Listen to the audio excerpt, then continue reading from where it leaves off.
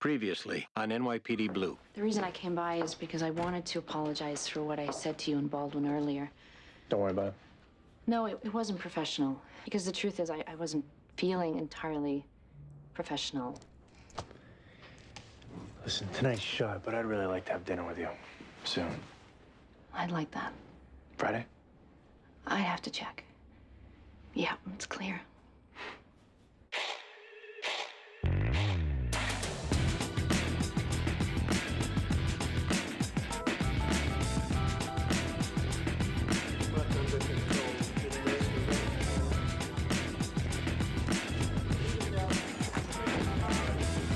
What we got?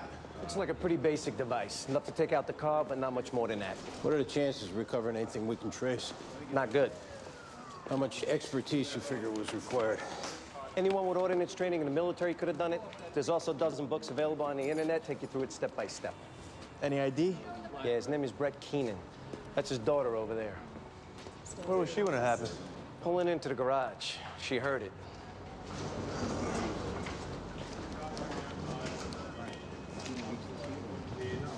Miss Keenan, is it? Right. Very sorry about your dad. It's not a great way to start your day, is it? You work here? Right. You know how long the car had been here? Since last week. He was traveling on business, got back last night, and went straight to his apartment from the airport. He had a meeting this morning in New Jersey, which is where he was on his way to. Are you aware of any disputes you might have been having with anyone? There's always disputes. It's the nature of the business. What we're interested in is anything that might have led to violence. This wasn't a business person that did this. This was an aberrant, sick individual who held my father responsible for something. Any guess who that might be? None. We'd like to get a list of past and present employees, if we could. Okay. What was your father's personal life like? He divorced my mother forever ago. He had a rotation of willing B-school graduates to service him in return for being able to say they did. That's as much of a personal life as he had. Whoever killed your father was knowledgeable in explosives. Does that suggest anyone in particular? If it did, I would have told you already. Now, I have a conference in Frankfurt to prepare for and a funeral to plan. Is there anything else? If we could get that list. It's upstairs in my office. Wow.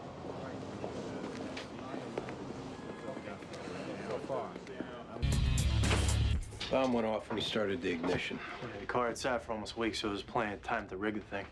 Any history of threats? Not that we know of. We got a list of past and present employees from his daughter. Yeah, who, by the way, is one of the coldest human beings I've ever met. Oh, yeah? Unbelievable.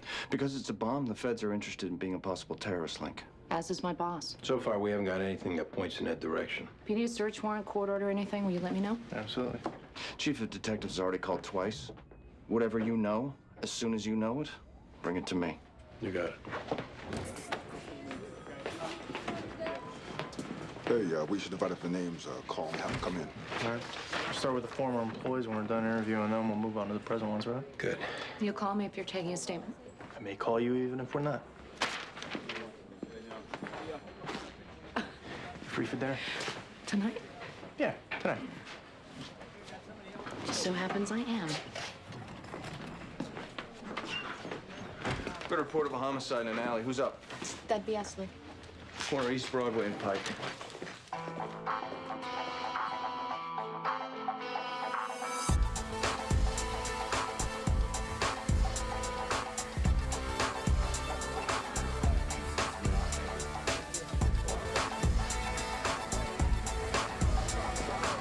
Eddie. Hey, what do you got?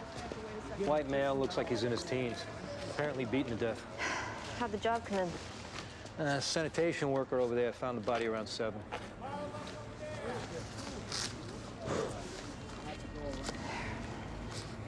ID from the Coventry School. Garrett Tinsley, date of birth, June 11th, 1987. Makes him 17. Credit cards, looks like about $200 in cash. Still has his watch. Let's go talk to the garbage man.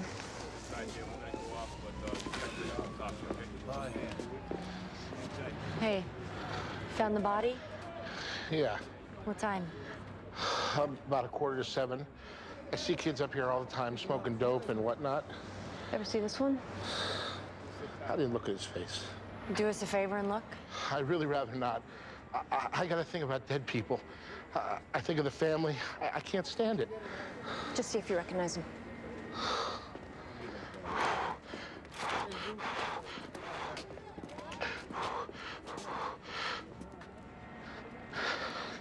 Yeah, I know him.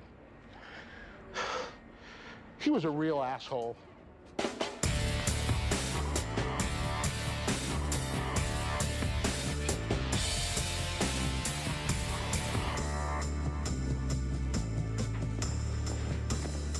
Hey, Al.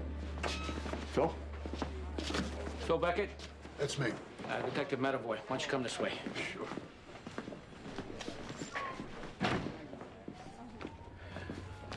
This is Phil Beckett, Detective Joe's. Thanks for coming in. This is about Brett Keenan. Why do you say that? I ran into him on Madison Avenue not 2 weeks ago. He swore we'd get together. I called his office this morning to set a date, and they told me what happened. What were the circumstances of you leaving the company? Well, the circumstances were that it was time. I mean, Brett offered me crazy money to stay, but if he taught me anything, he taught me that you have to be willing to take risks. I wanted to build my own business. I had to leave the nest to do that. So you parted on good terms. I love this guy. He's 10 years younger than me, and I considered him my mentor. I just hope his daughter won't have to see his body all burnt up. I'm sure they'll do their best to spare her that. What was your position exactly? I was in cost accounting, personnel, long-term planning. Brett would send me in to put out fires, basically. I was his go-to guy. That's what he called me. Can you think of anyone Brett dealt with who had a knowledge of explosives? I'll tell you what comes to mind. Then you can make of this what you will. He was down in Colombia last year to try to nail down the contract to provide cell phone service. Now, I know he had dealings with the government. I know that all kind of shenanigans go on down there, and I happen to know that he had a problem with his security service. You know what the problem was? I do not. Excuse me just a second. Yeah. Yeah, well, tell him to get the figures from Howard, keep on going with the report, and I'll find time for him by the end of the week. Call and tell him I'm running 10 to 15 minutes late. Yeah.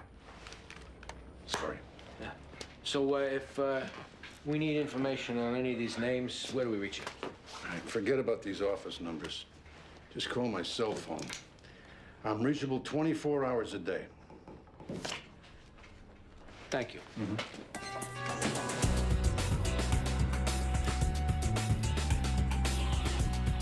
What can you tell us about the kids you hung out with? Ordinary kids. Nice kids. Just want to sell everything and move away from here. I know. Did anything happen at school that you think might be related to this? He went to Coventry, for God's sake. Oh, my God. There's his backpack. He brought it home from school yesterday and left it there. Inez? Was he around any kids who didn't go to Coventry? If they didn't go to Coventry, they went to Fieldston, or Dalton, or Collegiate. Was your son into drugs at all? Pot, like any other teenager. What a waste of a life. Would you know where he would have gotten pot from? Oh, for God's sakes, it's on every street corner. Is that what you're going to focus on, that he smoked pot? We're trying to figure out who killed him, sir. If we know it was a drug deal, that might lead us to them. Stop saying that. Garrett wasn't involved in drugs or drug deals or anything like that. Inez? Yes, sir. Could you take Garrett's backpack out of here, please? Garrett was a good kid, wasn't he, Inez? Yes. Inez knew him his whole life. We pay for her son to go to Coventry with Garrett. That's very generous of you. It was Garrett's idea. That's the kind of kid he was.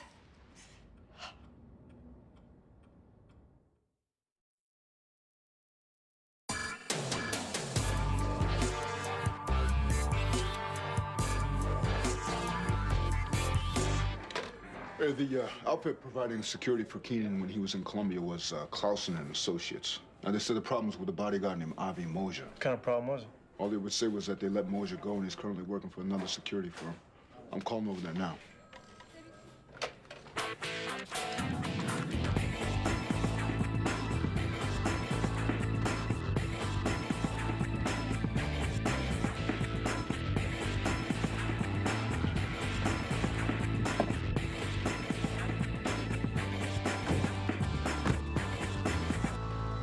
Avi Mosier. Who's asking? Detectives Clark and Sipowicz. What's the problem? There's no problem. We just need to talk to you. So talk. No, we're not going to talk here, Avi. We need you to come with us. I got a guy inside on bodyguard for. This your partner? It's 2 men on the door. Okay, I got another bodyguard inside. Right. Let your partner call for a replacement. Tell him I'm going with him. You understand, for our safety, I got to ask you for your guns before you get in.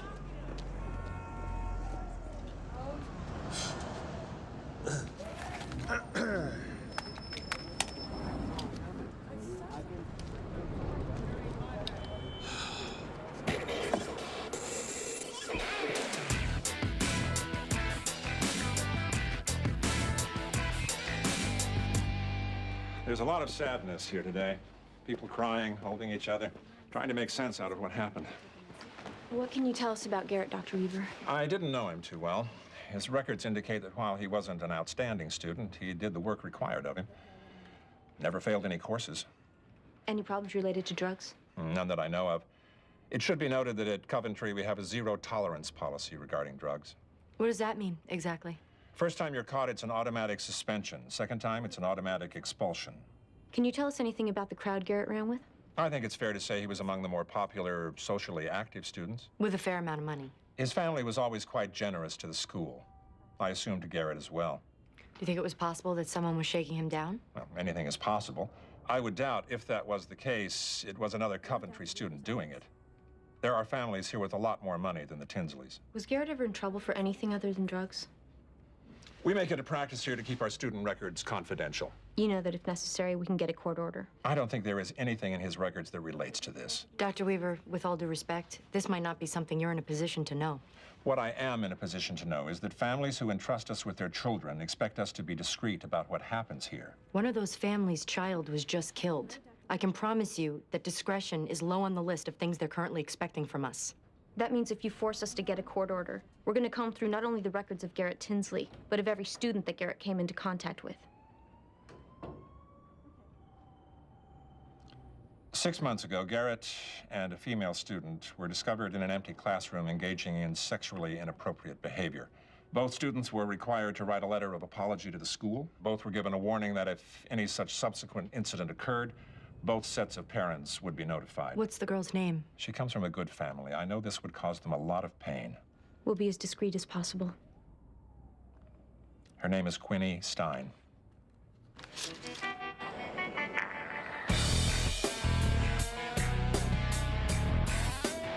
What happened, Avi? You and Brett Keenan didn't get along? In Bogota, you have bodyguard with you 24/7. Who knows? Maybe you concern Israelis. That sound likely. Why not? I can't stand them, and I am one. When's the last time you saw him? When I leave Bogota. No contact since then. No, why? Somebody threatened him? You think it's me? You were trained in the use of explosives when you were in the Israeli army, is that right? Right. So if you wanted to make a car explode when the driver turned on the ignition, you know how to do that. Hey, guys. I make good living.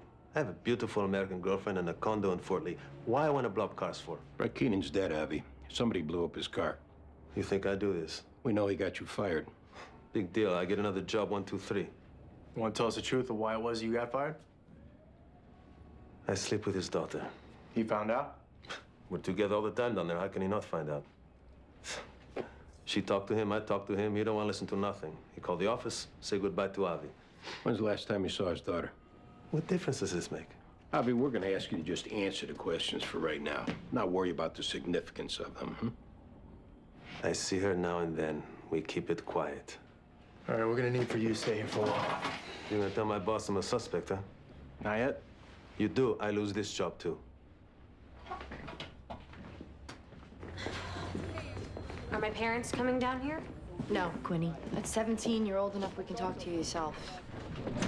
As soon as we're done, we'll drive you back over to school. Doesn't matter. When you showed up, I was ready to ditch school. I'm like so emotional about this, I don't even know if I can talk about it without breaking down. You break down, you break down. Okay. You and Garrett were going out? Not really. Just friends? Yeah. When's the last time you saw him? Yesterday at school. Did you talk to him after school? No. What'd you do after school? What did I do? I hung out at the park, went home, did homework, went to sleep. Any idea who Garrett went to meet last night? No. Did you used to get high with Garrett? I don't get high. Garrett did, though, right?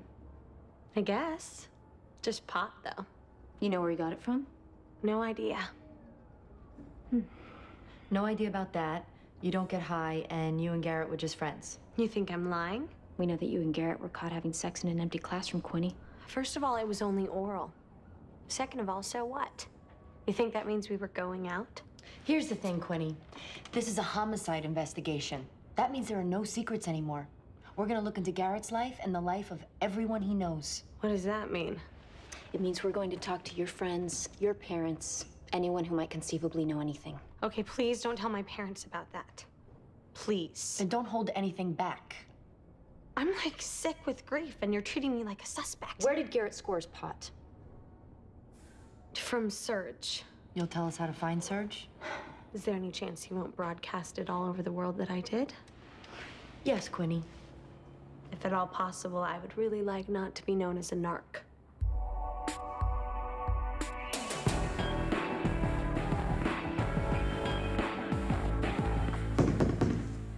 Who's there? Police. What's the problem? There's no problem. We just want to talk to you. What do you want to talk to me about? We'll explain that inside. We don't conduct business in hallways. I'm really kind of busy right now. This won't take long. You know, I'm really not comfortable having you guys just barge in on me like this. If you're telling us we have to get a search warrant, we'll do that. Then when we come back, we'll want to know why it was you were so reluctant to open the door.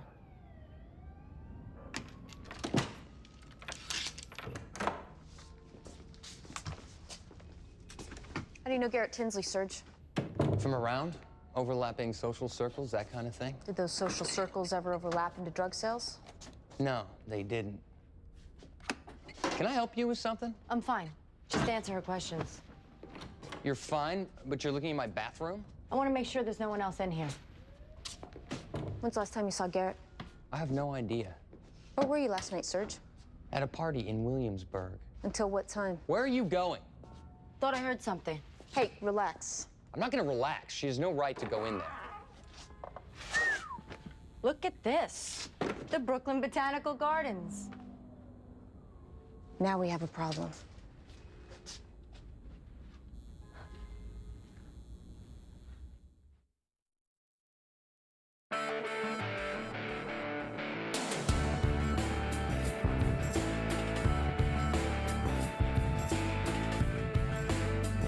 Can you tell me exactly what it is that couldn't be discussed on the phone? Why don't you come down here, Miss Keenan? When was the last time you saw Avi Mosier? What does that have to do with anything? Maybe just let us ask the questions for right now. I don't know when the last time I saw him was. Since you've been back from Columbia?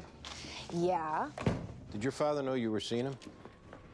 I'm 27 years old. I don't clear it with my father, who I'm seeing. How did he find out you were seeing him in Columbia? He sensed it, he asked me about it, and I told him. In retrospect, I shouldn't have done that. Why would it represent a problem? Because it was a distraction. Daddy wanted me concentrating on business and Avi concentrating on bodyguarding. Did Avi ever look for you to make it right? Why would he do that? I'm not his mother. He got fired, boo friggin' who. Go out and get another job. Speaking of that, we wanted to go over some people that were on the list that we got from you. God, now? Yeah, now. Well, I don't have time now. And where did you find out about Avi? We heard there was a problem with one of the bodyguards down in Columbia. Who even knew about that? A colleague of your father apparently knew. I know all my father's colleagues. I can't imagine any one of them paying attention to something as trivial as a bodyguard. Phil Beckett. I would hardly call Phil Beckett a colleague. What'd you call him? An idiot, a flunky. My father couldn't stand him. He worked there 11 years. Yet performing marginally at best. When my father decided to clear out the dead wood, he was one of the first to go. He said they parted on good terms.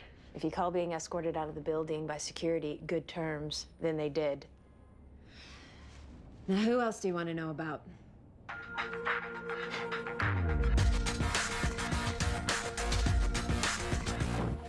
Can I, offer you, something? No, thanks. What we'd really like to do, if we could, is take a look around your garage. Yeah, your husband told us he has some company records from when he was working with Brett Keenan. Well, I don't think there's anything like that in the garage. Would you mind terribly if we took a look? No, not at all. Oh, please.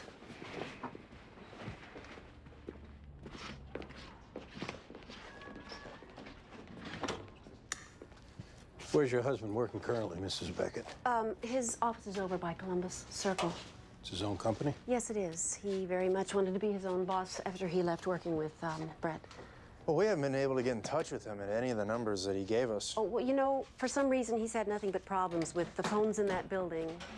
He's also not answering his cell phone. Well, maybe he had a meeting. You know what your husband's doing with ammonium nitrate? Well, you know, he comes in here at night and he gets involved in so many different projects I've lost track. You really have to ask him. When's he due back? Well, unfortunately, he's leaving for the airport this afternoon. He has a meeting in Atlanta in the morning, and he said he was making a 5:30 flight out of LaGuardia, so. We're gonna need you to come with us, Mrs. Beckett. Why? No, what's going on here? We need you to help us find him. Please.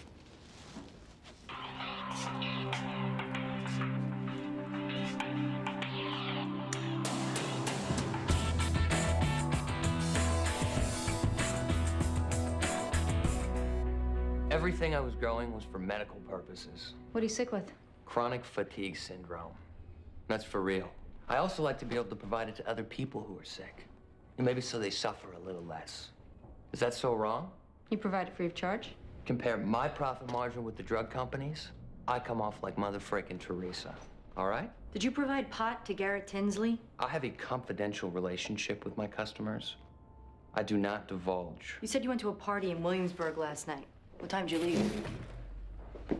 I don't know, 10:30, 11. Where'd you go? I came back to the city. Where'd you go in the city? I went to Veselka, had a bowl of split pea soup, and I left Veselka. Stopped off at the Gem Spa. Bought a copy of Spin, The Nation, The Rob Report. Then I went home. Did you stay at home? Yes, I did. Is there anyone who can vouch for you staying home? I talked to some people on the phone, talked to some people online. What is this, the Inquisition? Garrett Tinsley was killed last night. Well, guys, I grow pot, all right? I don't do violence. Even when people don't pay me, I just let it go, you know? The thing is, since he was killed and you've been busted, you're in a position to help yourself. What are we talking about? You give us information that helps us find out who killed Garrett. We'll talk to the DA about going easy on you. Going easy. As in I walk. You're not in a position to negotiate here. There was enough weight in that farm you had going for you to spend your next 10 birthdays locked up. On the other hand, if you cooperate, we may be inclined to persuade the DA that there were some problems with the legality of the search. Up to you. All right. I fronted Garrett about 5 pounds a month. He'd break it up into quarter ounces and sell it. You have any partners? This kid Javier, who's his maid's son. I know he worked for him. Garrett kept what he needed on any given day in Javier's locker, because he was paranoid about getting busted. I hope that's gonna do it, guys. That's all I got. We'll let you know.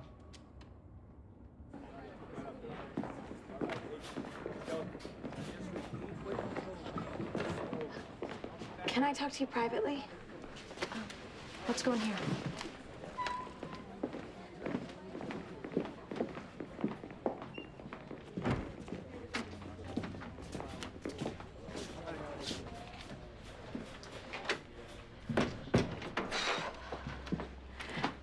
You said that if there were any secrets, you'd find them out. Is there one you held back on? Garrett got me pregnant. Even though I would have had to leave school, and even though it would have completely turned my life upside down, even though everything, I wanted to have that baby. He talked you out of it? He said he'd say it wasn't his. He said if I had it, he'd have nothing to do with me. I couldn't tell my parents. They wouldn't have let me keep it, and they wouldn't have let me have an abortion. They would have made me have it and then give it up for adoption. Or thrown me out into the street. Who made the arrangements? Garrett's maid. She took me to a clinic in Washington Heights after school. And when it was over, she took me home. She was crying. I was numb. Garrett's proud of it, though. He'd never do it around me because I'd kill him, but I've heard that he brags about how we did the deed and then he had to take care of it. He took care of it. He was playing basketball that day.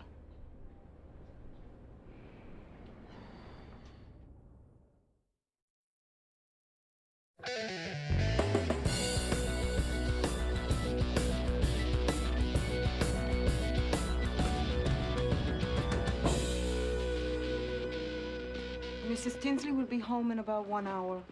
We'd actually like to talk to you, Inez. Your son wasn't in school today. Yeah, he wasn't feeling good. I told him he could stay home. But he's not at home.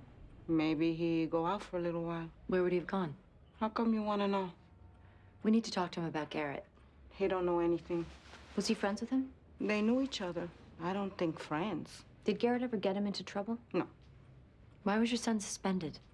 Just fooling around, doing what kids do. It was drugs. He got busted with drugs. He made a mistake, and he was sorry. He promised me it never happened again. Did he know you got that girl an abortion?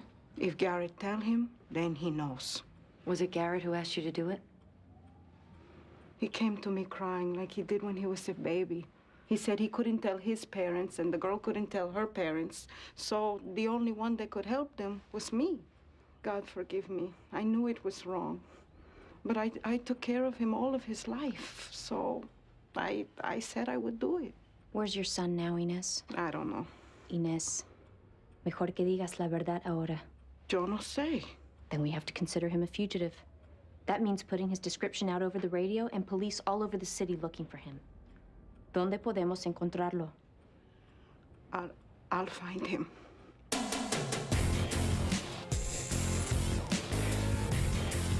Whatever you found in that garage is gonna get thrown out because you didn't get a warrant. We had consent. When it's her husband standing trial, you don't think she's gonna deny that? We're getting the warrant. It's too late. You had any suspicion, you should have gotten it before you ever set foot in there. What, you know of a judge who would have signed a warrant on our mere suspicions? You got a DA who's been camped out here all day on this case. She would have drawn it up. She still got to get a judge to sign it. Before we went in that garage, we had nothing. Yeah, let's just hope we can find the guy. But what you better hope is that you get a confession. I told Francine that the most important thing now is that we speak to her husband directly. The thing is, he's got to be in Atlanta. Well, Atlanta might have to wait. Well, but he said he was meeting with the Coca-Cola people. Mrs. Beckett, we're very concerned that whoever killed Brett Keenan may be going after your husband next. Why would they do that? Your husband was Brett's go-to guy, right? Well, that's what he used to tell me. Yeah, so for that reason, we think he may be marked. Oh, my God. You have to help us find him. Well, why can't you just call him and tell him all that? We don't want to spook him. Sometimes people hear something like that and they do something foolish. They might get themselves killed. Well, what can I do?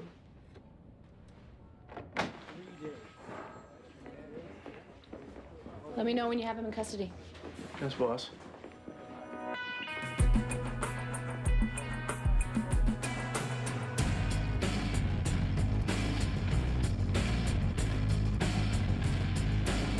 If he sees the calls coming from your cell phone, chances are he'll pick up. What you have to do then is keep him on the phone long enough for us to get a location on him. But what do I say? Just say what you normally say.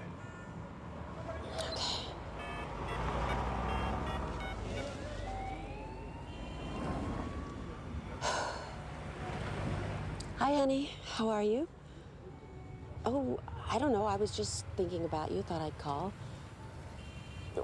Well, I thought maybe we could take a drive this weekend. You know, go upstate, look around those junk stores that you like so much.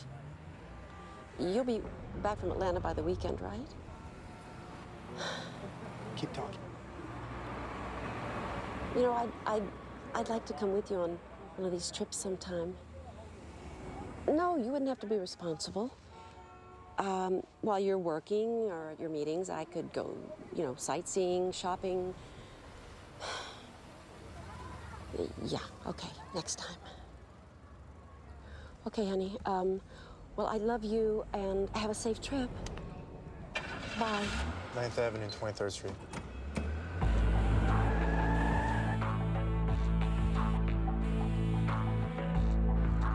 He should be right here. You see him anywhere? No. You got him on the move? No, according to the technician, he's standing still. He's standing still and he's right here. Where is he? Oh my God. You see him? Yeah, he's right there. Where, in the cab? Yeah.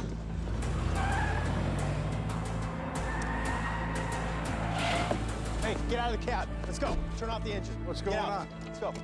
Come on, get out of the cab. Going for a ride. Put your hands in the car. What did you tell them? They said you were in danger. Don't go involving other people in my affairs, Francine. I'm sorry. Why are you driving a cab? All right, come on. I'll see you at the house. Yeah. Come on, put your head down.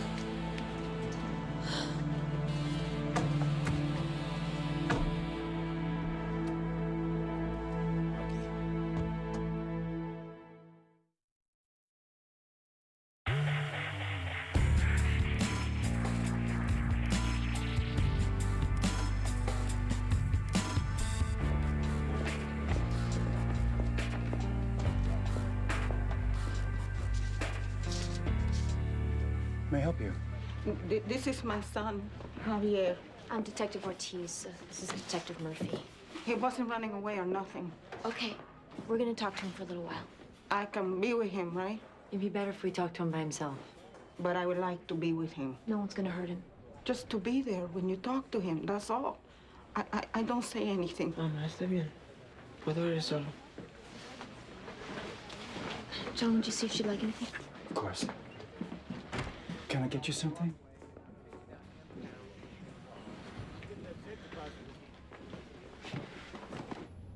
Where were you last night, Javier? Home. Didn't go out? I went out to get something to eat, and after that I was home. Mom with you? She was at work. How come you got suspended from school? I got caught with some weed. Whose was it? Mine. You weren't holding for anybody? Hell no. You were holding for Garrett, Javier. We know this. Now what happened? You didn't want to hold for him anymore? Why do you think I was holding it for him? If I hold it for my own self. We think you were holding it for him because he asked you to. I ain't no retard. I ain't gonna do something stupid just because somebody asked me to. We don't think that. We think you wanted to get a good education and make your mother proud of you. The first time you got caught, it meant you got suspended. If you got caught again, you would have gotten kicked out. But Garrett figured he had the right to ask since his parents were paying for you to go there. You guys got it all twisted up, man. What did he say when you told him you didn't want to hold for him anymore? Nothing. I don't think it was nothing. It was nothing. I don't think spreading it around that your mom arranged that girl's abortion was nothing.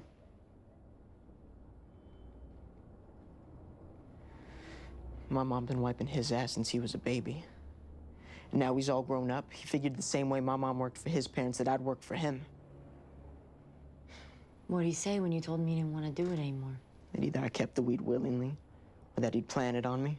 I mean, if it was the word of a kid whose parents paid 2 tuitions and gave $20,000 a year on top of that, against the word of a kid whose mother was a maid, who did I think they'd believe? What'd you tell him? That I would take my chances. That's when you brought your mother into it. I mean, he knew she was ashamed of doing that for that girl. He said his parents would fire us if they knew. He said to keep me in school with all those rich white kids, that he'd have her turning tricks out on 116th Street. And he'd have her down on her knees. Is that when you hit him, Javier? She raised him, you know? More than his own parents did. She raised me and she raised him, and one of us had to stand up for her.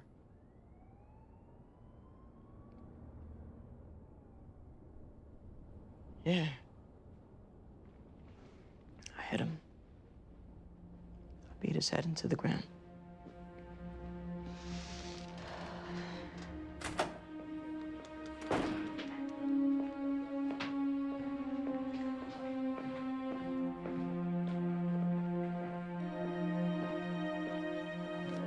Where is he?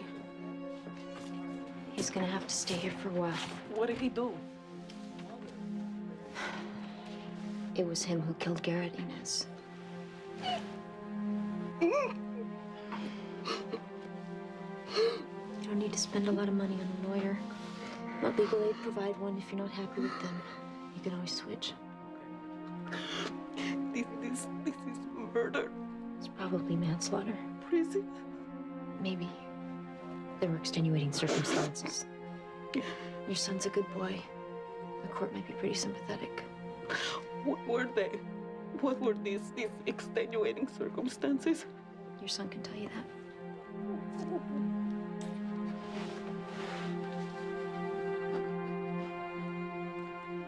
If you were starting your own company, Phil, why were you driving a cab? You're driving a taxi cab, where does that put you? Out on the street. Lets you pick up on trends, lets you talk to a broad cross-section of people. Brett Keenan fired you. Where'd you hear that? He fired you, he had you escorted out of the building. I don't know where you're getting your information from, but... That's enough, Phil. You kept it going as long as you could, but it's over now. I want to know who told you that I was fired. We talked to his daughter. Oh. There's an unimpeachable source for you. We confirmed it with security personnel. Someone who woke up on third base thought she'd hit a triple. You don't have a company, you don't have an office. I proved the naysayers wrong before. I'll prove them wrong again. Phil, we've been in your garage. We know you made the bomb. Well, I don't know that you had the right to go into my garage. Your wife let us in. We've now got a search warrant. We've already found explosive chemicals. We're gonna find diagrams. That part is over. What you want to do now, Phil, is to be truthful and try to cut the best deal you can with the DA. Make this as easy as possible on your wife.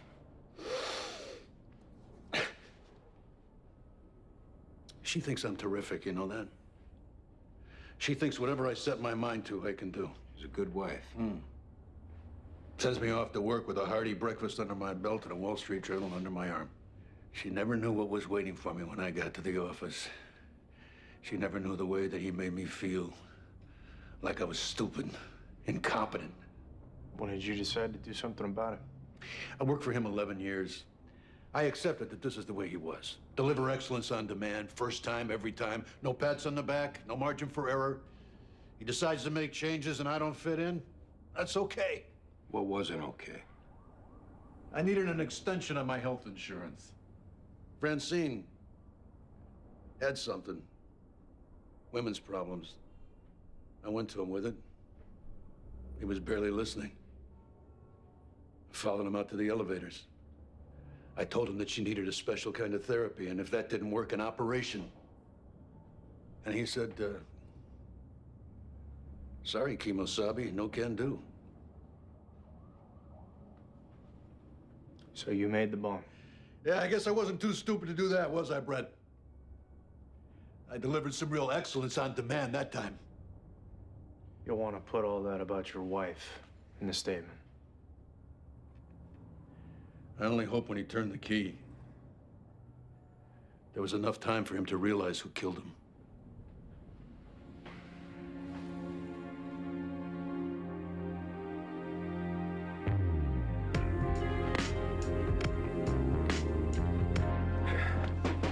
Full confession. Ties to Al-Qaeda? Either that or a pissed off ex-employee. DA taking a statement? She's in there with him now. Good work. How long you figure till she's done with the statement? I'll take care of booking him. You sure? Yeah. Good night. Yeah, night, boss. I'll see you, John. Take care. Night, Detective. Night.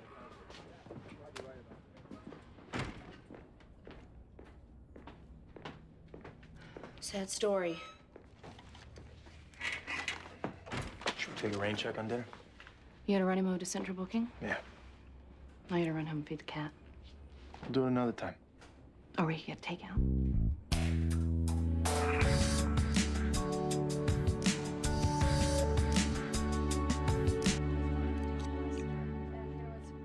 My father keeps an apartment in the same building as the guy that got blown up in the car. Oh, yeah? Yeah. Corner of 71st and Park. Wait a minute, he keeps an apartment? Well, most of the time he's either in Oldwick or down in Florida. Not bad. In my family, it's good that everybody doesn't have to be in the same place. You have a place of your own, though, right? Yes, I do. Pretty good with those things.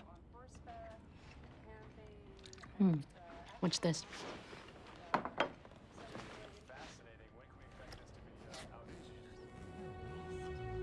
Hello.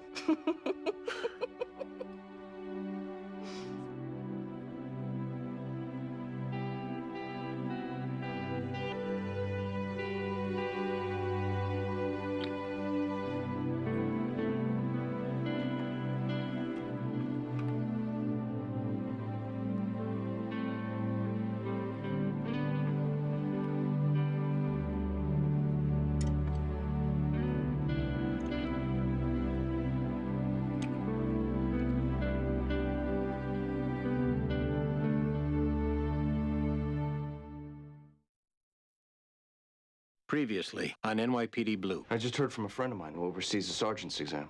You passed. You're kidding. You ready to be a boss? I don't know. I guess you'll find that out. Pretty good with those things. What's this?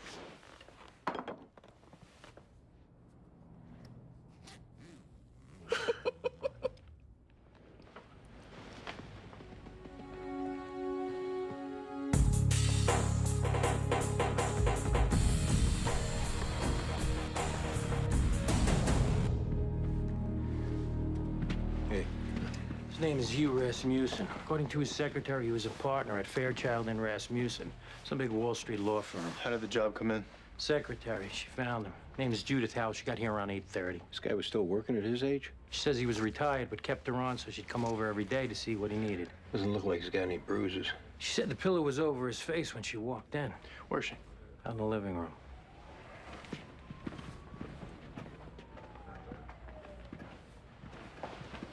Miss Hall, Yes, can you tell us what happened this morning? I got here at 7:30 as I always do. I let myself in. I made myself a cup of tea and I waited in the kitchen. At around 8:15, not having heard from Mr. Rasmussen, I went into the bedroom, which is where I found him. You were coming from where? My home, which is at 3220 Crocheron Avenue in Flushing. You must leave the house early. Around 6:15. How do you get to work? I drive to Long Island City, I park, and I take the number 7 train in. Mr. Rasmussen married? Yes, he is. Do you know where his wife is? I know she isn't here. I think she got picked up this morning by a friend of hers. Where they went, that I don't know. How long had you been working for him? I came to work in 1977. He must have been very attached to him.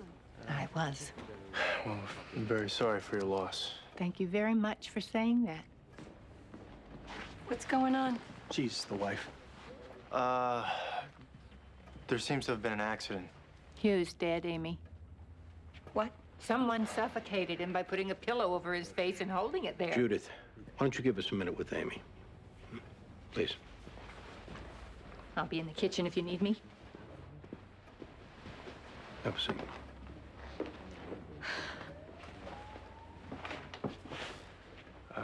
We know this is a difficult time and it's a big shock, but we have a couple questions for you.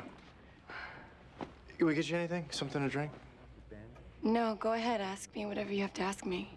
When's the last time you saw your husband? When I left for the gym this morning, that was about 6:30. Everything seemed normal? Uh-huh. I kissed him goodbye. Told him that we'd have lunch together. How long had you and your husband been married? It would have been 2 years this coming July. Was it a good relationship? Are you asking that because of the difference in age? It's a pretty extreme difference. Right. And people look at Hugh like he's a dirty old man and me like I'm a gold digger, and everyone with their judgments and their opinions can just go straight to hell. Where is he? In the bedroom. I want to see him. You might not want to put yourself through He's that. my husband, and I want to see him.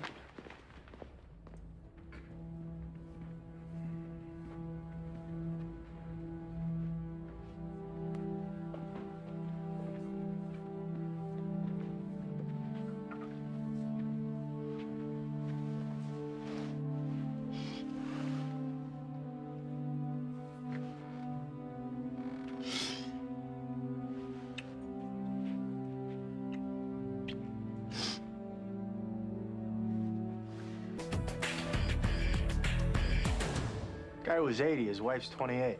Looks like he was suffocated. Any history of domestic violence? None that we're seeing so far. That's a 52-year difference between them. Guy had ties older than her. Anyway, we dumped the phone. We got his lawyer coming in to give us details of their financial arrangement. What's her background? She's hot. That's her background? No, I mean, we don't know really what her background is. That'd be a good thing to find out. Absolutely. We'll keep you posted.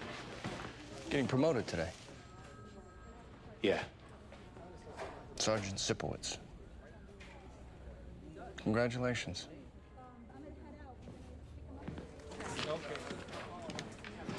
Were you struck blind? What? You got a press for the ceremony? Yeah, I had it at the tailor's. Just saw on the sergeant's straps. I'm sure it's in good shape. Where are you taking the family after? I made a reservation at Shunley. Well, that's nice. We got a DOA, possible homicide at senior citizens home. Who's up? Oh, that's me. You and Metaboy respond. 625 East 23rd Street.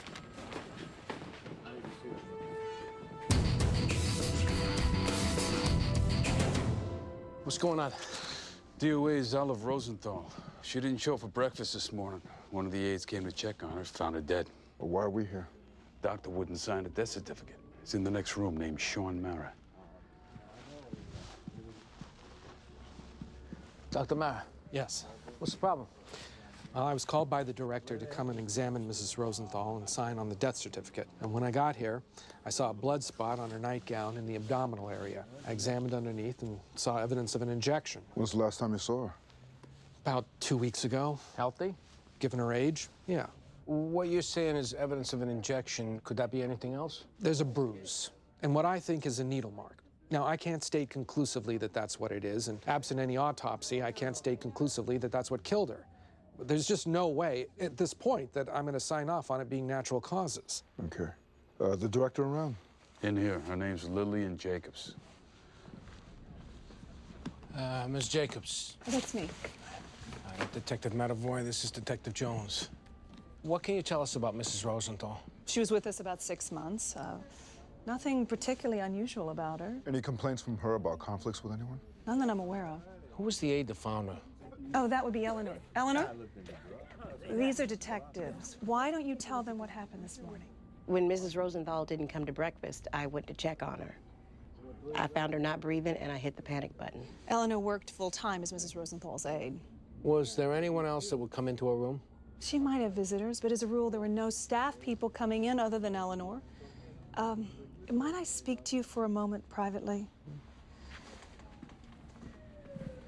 Because this kind of thing can be very upsetting for the other residents, I would ask that you didn't speak to them about it. Well, that might be unavoidable. Why is that? Well, in order to investigate a homicide, we have to talk to the people who knew the victim. Well, number one, you don't know that this is a homicide. And number two, how much information do you think you're going to get from these people? Well, we won't know that until we talk to them.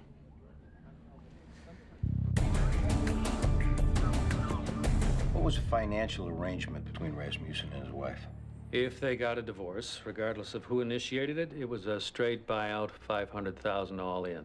If they were together at the time of his death, then she inherited half his estate. Who got the other half? It was split between a number of employees, friends. There were substantial bequests to some institutions. He also set up a trust for his brother. What's the estate worth? All told, about $120 million. As far as you can tell, did him and the wife get along? I don't know what kind of arrangement they had, but they seemed to get along fine. What does that mean? It means she's 28 years old. She didn't necessarily conform her lifestyle to that of an 80-year-old man. So are you telling us she had some extracurricular relationships going on? At least one that I know of. Who is he? The only reason I know about him is I was shown an unexplained $42,000 expenditure by his accountant. When I asked Hugh about it, he told me it was for a truck for a friend of Amy's. You know the friend's name? Richard Pancava. You know where we can get in touch with him? I made a point of knowing how to get in touch with him. Amy might have convinced Hugh it was an innocent relationship. She didn't convince me. This is the daughter of the woman in the nursing home. It's not a nursing home, it's an assisted living facility. Sorry. I'm Detective Metaboy, and this is my partner, Detective Jones. Nora Rosenthal. Why don't we come back in here? You'll have to forgive me. I got the news about my mother 2 hours ago, and I'm holding it together, but just barely. It's very tough to lose a mother. I lost mine a number of years ago, and I can still get choked up thinking about it. Where do we stand with the investigation? We're waiting for the toxicology panelists to come back from the medical examiner's office. In the meantime, we're looking at who might have had access to her room. It's conclusive she was injected with something. Based on a preliminary examination, yeah. Okay. Here's who your investigation should focus on. Her name is Eleanor Jackson. She lives, I believe, on Gun Hill Road in the Bronx. As soon as I get to the office, I'll call with the exact address. The Eleanor Jackson who found your mother this morning? Pretended to find her. What makes you suspect her? I hired her so that my mother would have someone with her at all times. And what I was seeing more and more of was that she was asserting her own will in ways that were inappropriate. Like how? Rearranging furniture, dispensing opinions on things that didn't concern her. Doesn't sound like much. But it wasn't what she was paid to do. It's a long way from that to committing murder. I also believe she was stealing. The last time I was there, I noticed things missing. When was that? About a month ago. I'm quite sure if you search her apartment, you'll find whatever's missing. Well, at present, we have no right to search her apartment. Let's see if I can't help you with that. Ms. Rosenthal, there's something called probable cause, which you have to show in order to get a search warrant. I am a New York State Supreme Court judge detective. I know full well what is required to get a search warrant. We'll definitely look at Eleanor Jackson, I want an arrest made. assuming the facts warrant it. I'll expect to hear from you by the end of the day.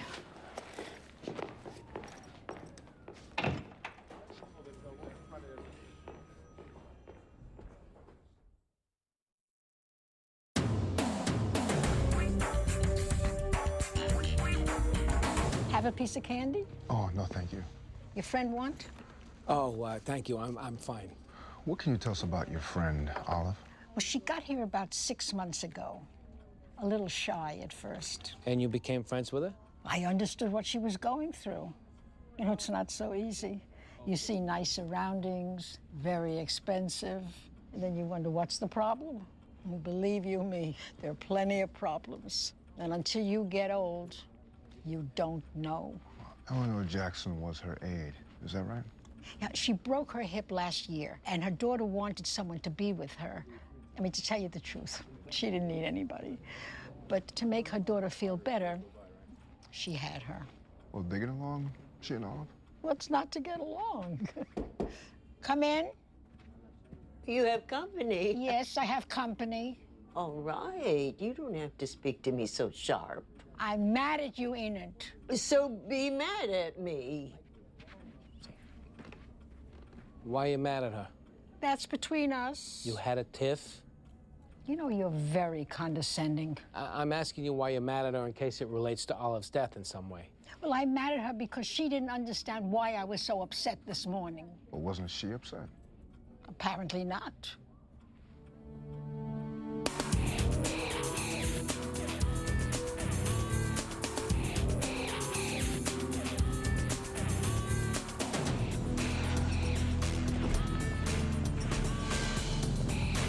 Richard, Pancava? Yeah, why? What's going Can on? you step out of the truck for a second? Why? We'll explain it to you when you get out of the truck. Come on, guys. It's a little embarrassing me doing this here. I'll try to do it as quick as we can. Guys in there work for me. Now they see me getting hassled by the cops. You know a girl by the name of Amy Rasmussen? Yeah, what kind of trouble is she in now? What makes you think she's in any kind of trouble? Yeah, you're right. I shouldn't jump to conclusions. You don't have any weapons in this truck, do you? What kind of weapons? No. No guns, nothing like that? No, I don't have any guns. All right, mind if we take a look inside? Yeah, go ahead. I don't have any guns. And take a look in your glove compartment? Go ahead. I said I don't have any guns. Yeah.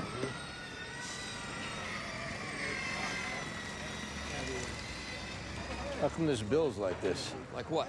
Rolled up. I don't know. Richard, you got anything else in there you're not supposed to have? I thought you said you're looking for guns. What's this? I don't know what that is. Come on. I think I know what that is. Put your hands on the truck. Come on. Man.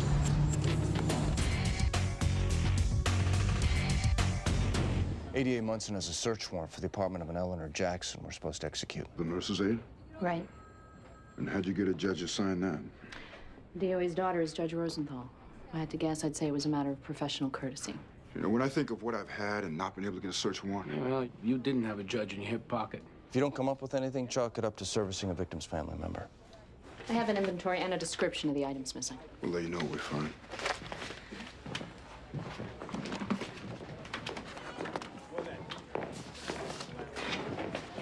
Just thinking of you.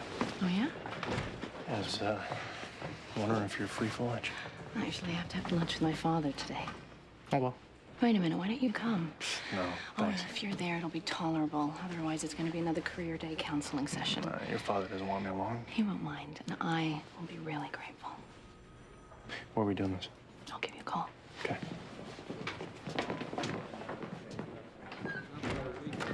You got a sec? Yeah, John, take me through. You want me to start without you? I'll be right there. What are you looking to do following the promotion?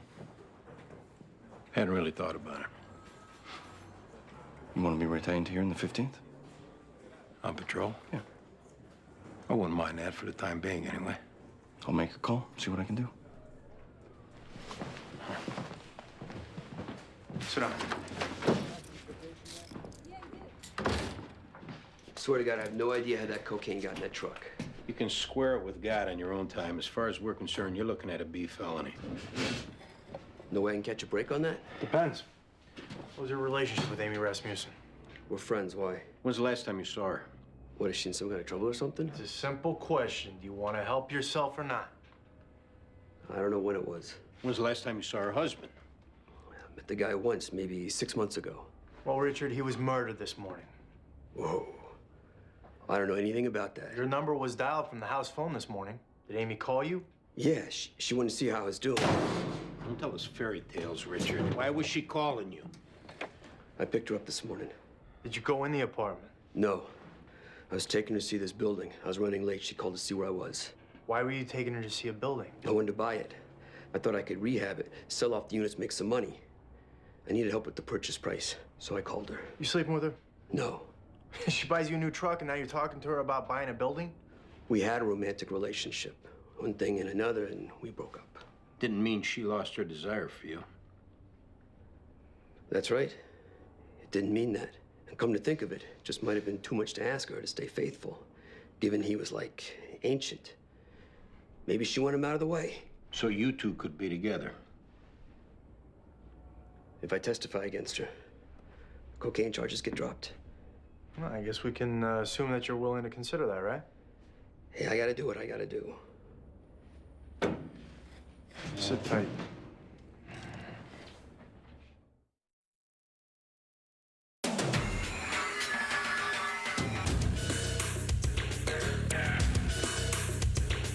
What do you want to tell us about the things we found in your apartment? Mrs. Rosenthal gave them to me. But her daughter wasn't aware she'd done that. All kinds of things her daughter's not aware of. She didn't pay her mother a visit but once a month. Well, she ever asked you where her mother's things were? I don't remember whether she did or she didn't. I think you do remember, and I think she did. What did you tell her, Eleanor? I told her I didn't know nothing about it. Well, if her mother gave you permission to take them, then why wouldn't you have said that? Because I didn't want her taking them back. Well, you can explain all that to a judge, Eleanor, but I gotta tell you, chances are you're looking at a burglary prosecution. Probably don't help me none. The daughter's a judge herself. No, it doesn't. She gave me the picture frame. She gave me the candlesticks. She gave me the silver bowl because she said she had no use for it. I took the bracelet. I shouldn't have. I know I shouldn't have. But I was looking at it one day, feeling bad because her daughter had just yelled at me on the phone. And since Olive never wore it, I figured I was taking it from her daughter. That don't make it right, but that's why I did it. And you were afraid of getting caught? Is that why you injected her with a drug, Eleanor? You think I did that? You had the opportunity to do it, you had a reason to do it. I cared for that woman. Look, you're a nurse's aide making $7.15 an hour. That don't make me wicked. Nobody's saying it does. Only a wicked soul would hurt that woman. Now, I may not be perfect, sir, but my soul is not wicked.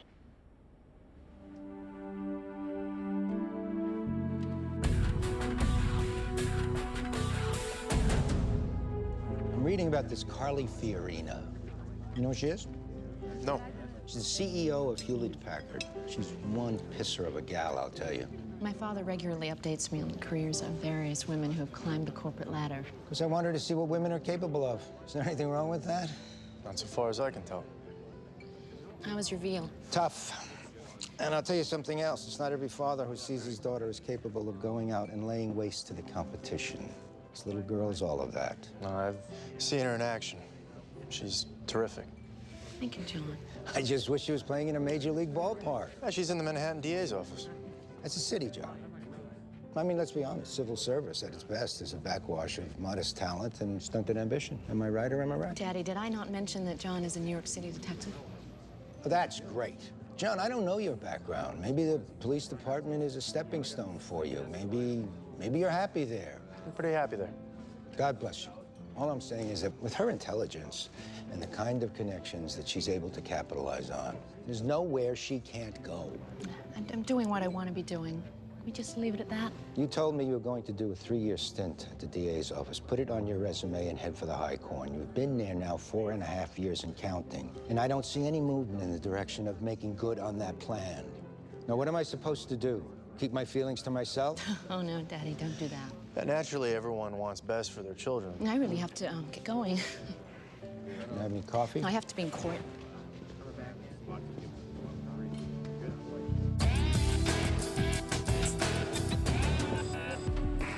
These are the toxicology reports from your DOA. They found a mixture of sodium pentobarbital and Dilantin. Is that what killed her? Yeah. The note on it is that they're drugs used by veterinarians to euthanize dogs. All right, we need to go through the records of those residents again.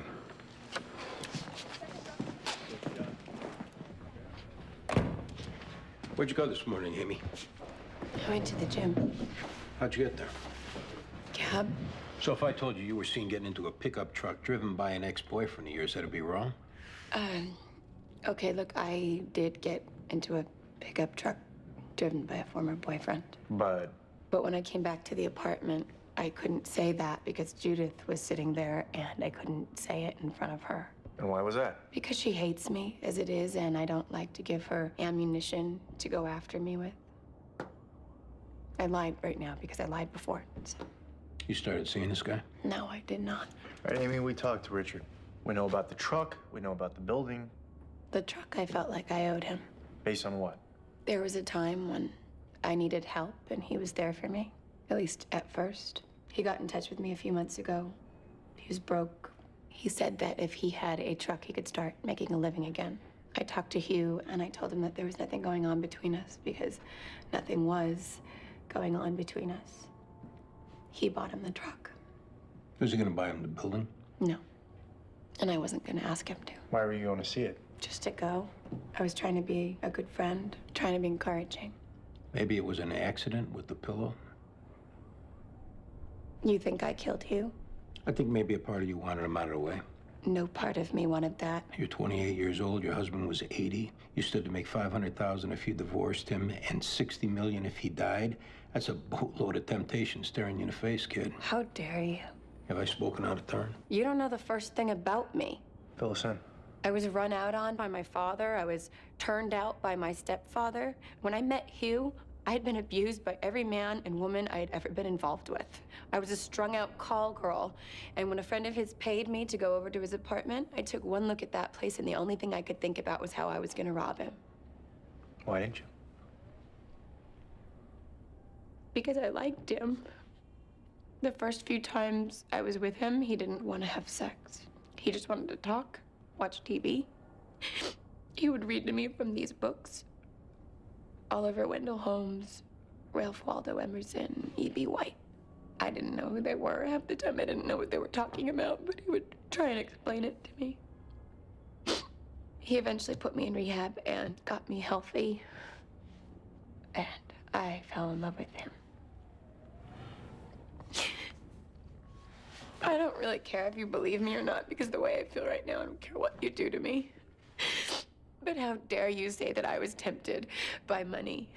If I could still have him with me, I wouldn't trade it in for all the money in the world.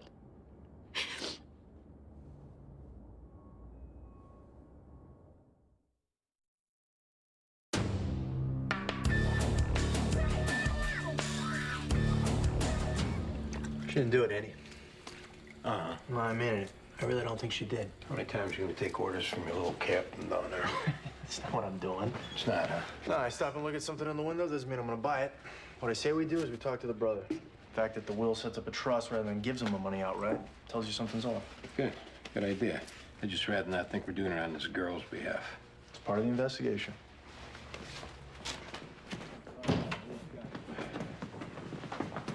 Mr. Munson. Someplace we can talk? I'll be right back.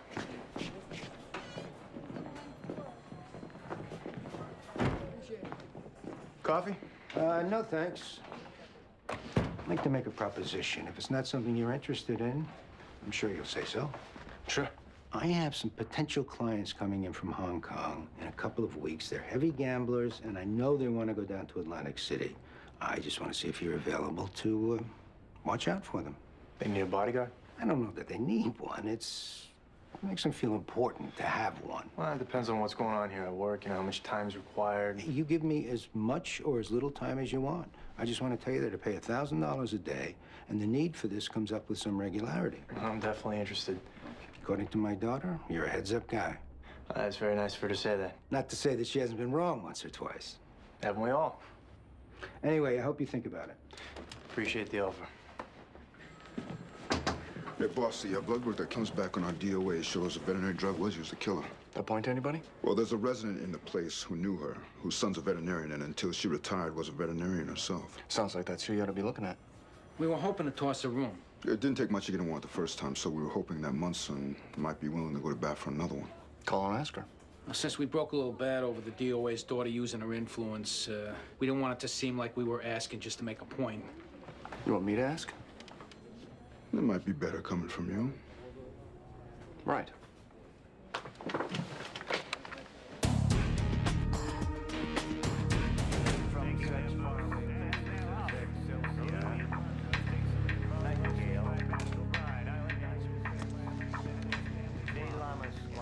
Jerry Rasmussen? Yeah. Detectives, got a couple questions for you. About what? Somebody seems to think you were involved in an accident. What kind of accident? Just talk to us for a second so we can straighten it out. Huh? Can I get a bet down on the 4-horse? Sure. Yeah, he ran at Juan a while back, and he came out of nowhere, got boxed in, and now he's going off at 6-1. He's running from the outside. Where were you this morning, Jerry? I was at my job. Yeah, which is what? I sell advertising at a radio station. When's the last time you saw your brother? Christmas. Why? What happened to my brother? Your brother's dead, Jerry.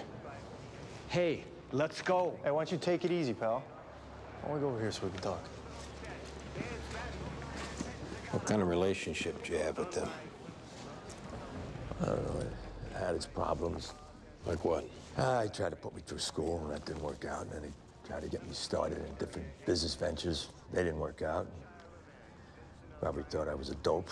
Can't say he's wrong, but through it all, I always knew that if I ever needed him, he'd be there. Hey, Jerry, what can you tell us about your brother's wife? Oh, some people don't like her, but I do. Who doesn't like her? My brother's secretary didn't, but she didn't like me much either. Why didn't she like her? I think she was hoping that when my brother's first wife died, that she'd be next in line. Well, what makes you say that? That was the only time she was friendly with me. After the funeral, back at the house, she had a whole different personality. Asking me, what I was doing and joking around with me. I think she was trying to show my brother that she could be the lady of the house and take care of all the family obligations for him. How long after that did Amy come on the scene? Less than a year. You know if your brother was at any time romantically involved with Judith? I doubt it. Why is that? She worked for him. My brother gave me a lecture one time. He said, don't mix business and personal. That was way back when he was trying to tell me how to be a success. Thanks, Jerry. We'll let you know if we need anything. Still got 2 minutes before the race. Yeah, that's all right. I'm just gonna go home.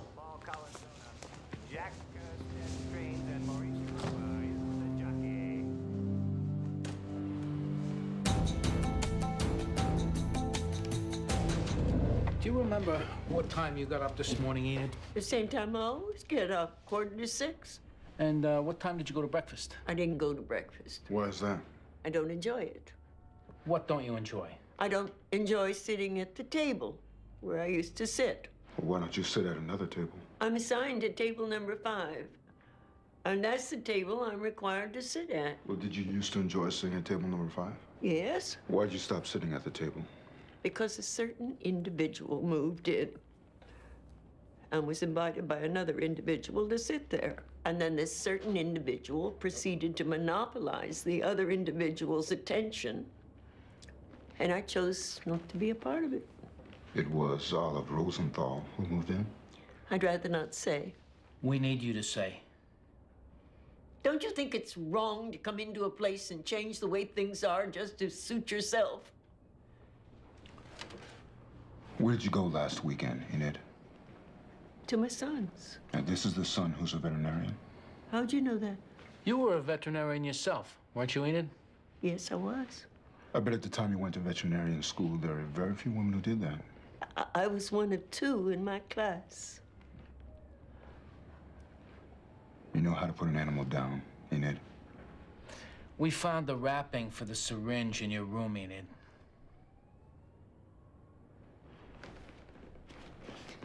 She was such a needy thing. wanted Belle all to herself, acting helpless when she was asked to do anything or go anywhere, unless Belle was there to hold her hand. And you had to adjust to that. When I was 77 years old, I gave up my veterinary practice, and I adjusted to that. And then I went to work part-time for another veterinarian until I was 81, when I had to retire, and I adjusted to that too. I moved in here when I was 83, having given up the home I'd lived in for more than 50 years. It wasn't easy. But with Belle as my friend, I finally adjusted to that too. I don't think it's right that I'm forced to adjust again. I've adjusted enough. You wanted things the way they were. I can't have things the way they were. Isn't that the damnedest thing? I put that silly old woman down. And now Belle won't even talk to me.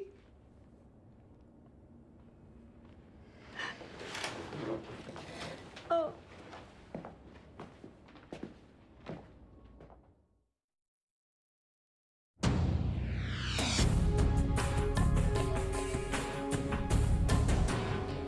Yeah, thanks.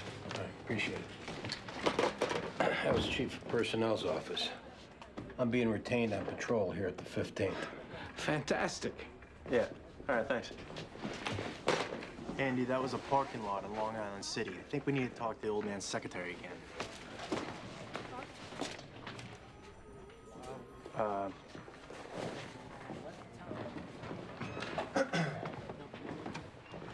You mad at me? No. I'm sorry. I just had to get out of there. He came by. What do you mean? When your father came by, he asked if I wanted to do some security work for him. What'd you say? I said if we could work out the timing, I'd be open to it. You're kidding me, right? What's wrong with that? Do you not understand what he was doing? What was he doing? He hires you, it goes bad. Now there's a problem between you and me. Well, how do you know it's gonna go bad? I know my father. Everything is about manipulation. Everything comes with an agenda. Okay, I won't do it. Which now he's gonna know is because of me. He's not gonna know. I'll say it was because of work. Next time, will you do me a favor? Will you just check with me first? Ready? Yeah.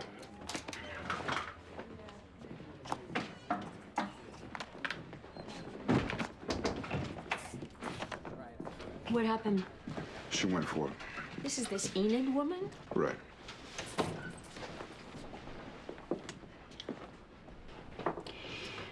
I still want to go forward with burglary charges against Eleanor. You sure? What do you mean, am I sure? She stole. I think this was mostly a crime of opportunity. Does that excuse it? Puts it in perspective, anyway. It does nothing of the kind. My mother was vulnerable, and she took advantage of that. She took care of your mother. Are you saying I didn't? No, you needed help, and you got Eleanor to help you. We talked to a judge, and I don't think there's any doubt in either of our minds that she did her best to make your mother comfortable, to keep her company. So just let her go then, right? It's up to you.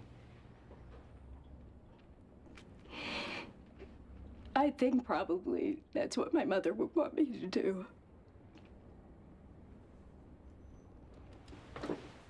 I think probably you're right. I thought you might be interested in some of Mr. Rasmussen's accomplishments over the years. Wow, you put that together? Not the kind of thing he would do for himself. This is one of 3 cases he argued in front of the United States Supreme Court. This is him with Governor Rockefeller, with Yitzhak Shamir. Quite a career. Yes, it was quite a career. Judith, what time was it you left your house this morning to come into the city? I said it was about 6:15, I believe. So the drive from Flushing to Long Island City, that time of day takes about a half hour, so that puts you there about 6:45. Can I ask why this is an issue of such significance? We set up a timeline with everyone. So I'm assuming you got on the subway where? Queensboro Plaza? Vernon Jackson. So from there, it's one stop to Grand Central. I take it to 5th Avenue, transfer to the F train, which I take to West 4th Street. Which gets you into the Rasmussen apartment around 7:30. Which is when I said I got there. Problem is, we checked with the parking lot in Long Island City. Why would you have done that? That's what we do. They have you parking your car at 5:45, putting you in the city at 6:30. Well, I don't know that there correct about that. Now they have a stamp time card. But even assuming that they are, I don't always keep perfect track of the time. I'm always punctual. I think you do, Judith. I think you do keep perfect track of the time. See, you got there at 6:30 because you had overheard Amy making arrangements to get picked up at that hour. You saw her get into the truck with her old boyfriend, then you went up to the apartment to deliver that news hot off the presses. I don't know why I would do that. There's no gratitude given the bearer of bad news. With the wife running around on him and you being loyal. Yes, I was loyal. You served him faithfully for almost 30 years. And I was well rewarded for my service. Just wasn't the reward you were looking for. Oh, Mr. Rasmussen was eminently fair with me. Yeah, but he just married somebody else. As it was his prerogative to do. Somebody else to live in that beautiful apartment while you commuted from Flushing. Somebody else to travel with him, to stay in great hotels, to eat in fine restaurants. Somebody else to share his life. And why was that? Huh? I mean, because she had a great body? She knew him less than a year, and she got him to marry her, and still, she was going out on him. Who the hell was she to get away with all that? I don't blame her. She's a whore. And I mean that literally. She's a woman who takes money for sex. But Mr. Rasmussen, on the other hand, he knew better. He knew what it meant to be a decent person, to recognize loyalty and devotion and sacrifice. And he refused to do that. Instead, he let the base animal side of his nature brush me aside in favor of what? As you said, a great body. And of course, you told him all that. I owed it to him to tell him. I owed it to him to make him aware that people were laughing at him, that she was laughing at him. She and her boyfriend both. But he didn't listen. He told me that she was his wife, and I had to accept that. He didn't want me keeping an eye on her and reporting back to him. He said it wasn't my business. My business. For almost 30 years, my business was him. Then he told me to take the rest of the day off and think about whether or not I could be civil to Amy. To Amy! Because if I couldn't, then he was going to have to think about making some changes. That's the way he put it, making some changes. So I covered his face with a pillow, a small, toothless face, and I held it there until he stopped breathing. I deserve better than to have Mr. Rasmussen speak to me like that. I really did.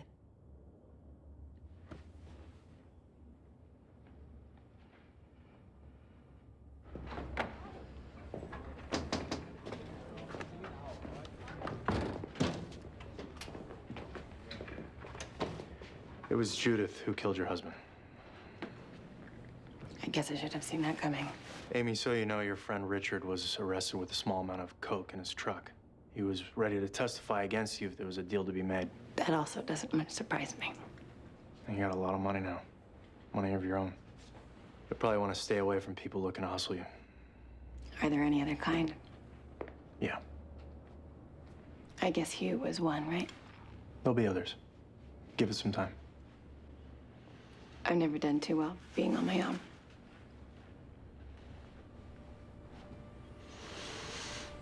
Good luck. Thank you, Detective.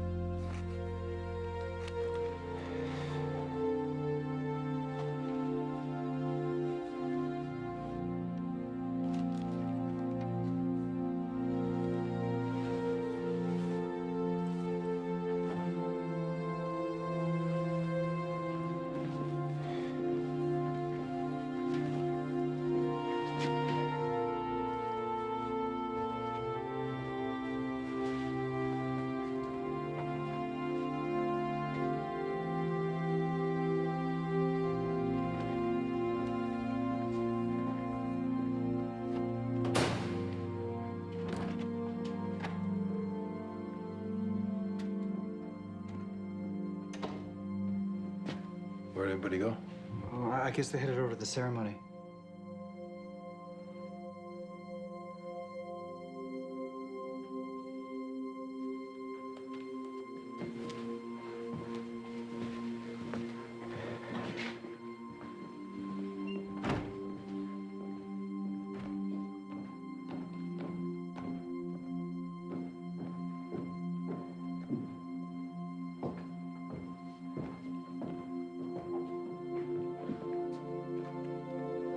Present!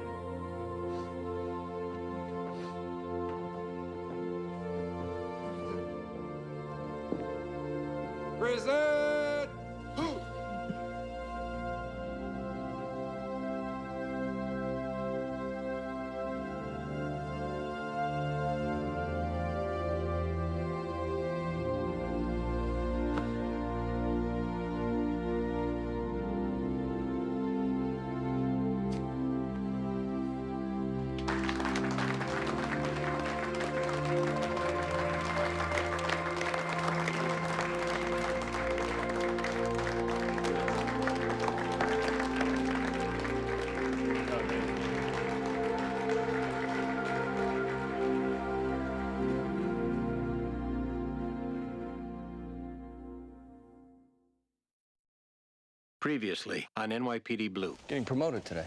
Yeah. Sergeant Sipowicz. You closed the deal. It was a fluke. I mean, if I started doing this for real, it'd be different. What about doing it for real? I don't know, Bridget. All right, maybe we should just have a drink and talk about that. Yeah. Meantime, see if you can't close another deal. Attend! Present! Who?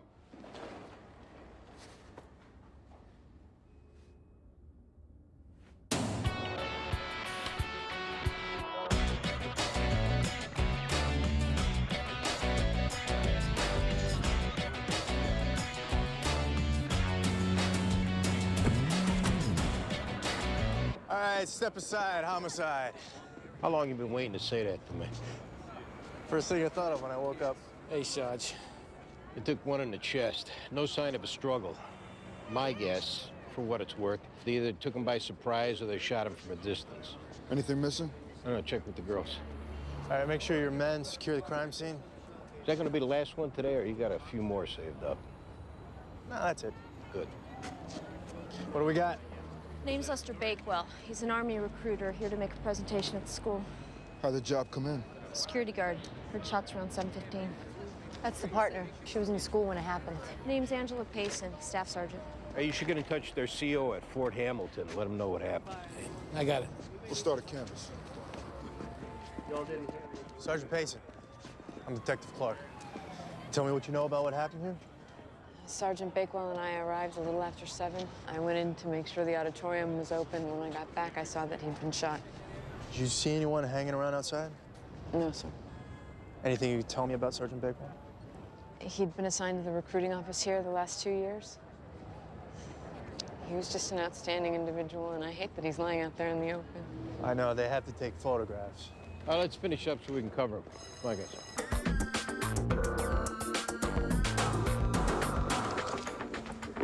I'd like to speak to someone about my uncle who's missing. How long has he been missing? 4 days. Detective Jones will talk to you. Yeah, right this way.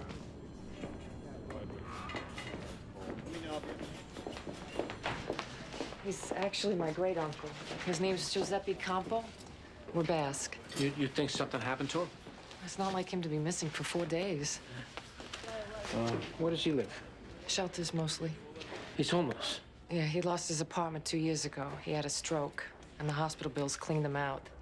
I begged him to stay with me. He won't. Is there any one particular part of town he stays in? He doesn't tell me. He meets me at Veniero's every morning. I buy him an espresso and a roll.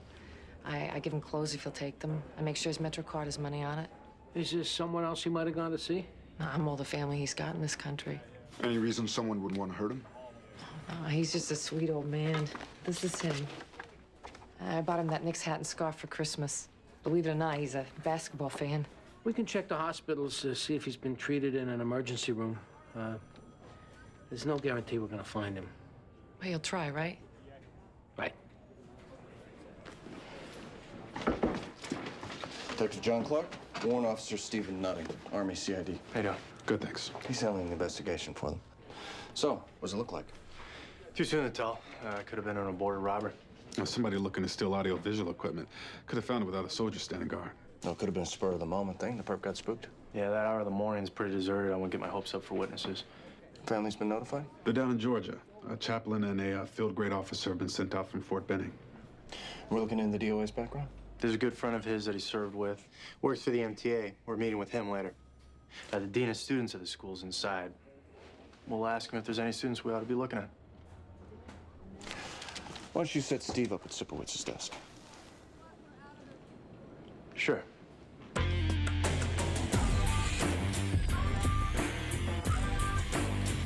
Has there been any open hostility toward military recruiters at the school?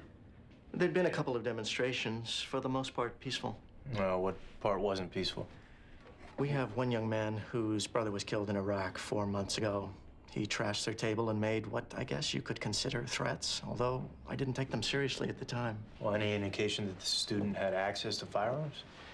Last month, he got into an argument with a classmate and threatened to shoot him. We suspended him for 2 weeks.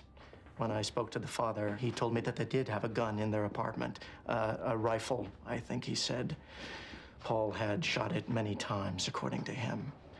Said he got a merit badge in marksmanship from the Boy Scouts.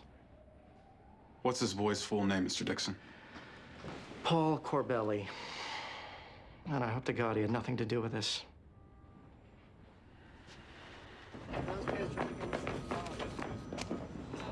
What do you got, Sarge? Yeah, you put it out over the radio. You're looking for missing persons wearing some Knicks paraphernalia? King Tut here just got picked up for marijuana possession.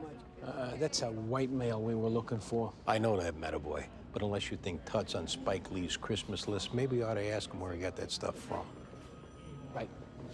All right, why don't we go talk in here for a second, King? What I gotta do that for? We want to ask you something. Now tell me you ain't never peed in the street. You're here for marijuana. Which they only found on account of they was harassing me for my urination. Now this whole thing gets excluded. Ex post facto. Hey, don't be running off at the mouth out here. They said to come with them, you come with them. Come on. We're looking for somebody who was last seen wearing a hat like that, King. These hats everywhere. And the scarf and the jacket. They mine. Where'd you get them? I don't know where I got them. I had them. I had them for years. They look new. Yes, they do look new. You know why that is? I take care of them. We found the guy whose clothes these are. It's gonna be a bad day for the king. How bad? Bad? Well, a guy give me them. Let's go. What'd I do? Nobody gave you nothing, King. Now stop wasting our time and tell us the truth. I got my coat took. The truth. I got my coat took. I got my shirt took. I was exposed to the elements. Where was the guy you took him off? In the dumpster. What'd you do to him? Not a damn thing. He was out. I took what I took. And then I spreaded the garbage over him so he would not be exposed to the elements. Which I didn't have to do. And then I climbed on out. Let's go. Where are we going? You're gonna show us a dumpster. Keep an eye on this guy while we get our coats. Good call, Sarge.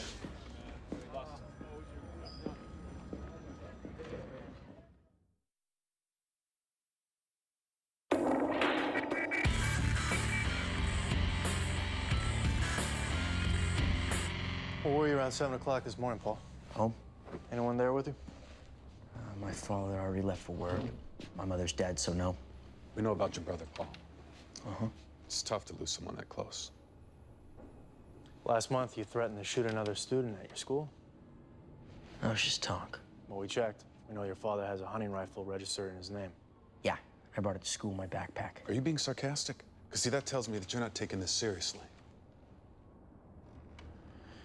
Where's the gun now, Paul? I have no idea. This was an American soldier murdered on American soil. Okay. Do you blame the Army for your brother's death? I blame a lot of people. Well, we know you demonstrated to keep the recruiters out of the school. How do you know that? You take my picture? You were observed, behaving in a threatening manner towards those recruiters. I thought we have free speech in this country. Isn't that what my brother got killed defending? When was the last time you were out of this country, Paul? What's that got to do with anything? I think maybe we need to familiarize him with some of the other interrogation techniques we have available to us. Like what? Stand up. Just tell us when the last time was that you were out of the country.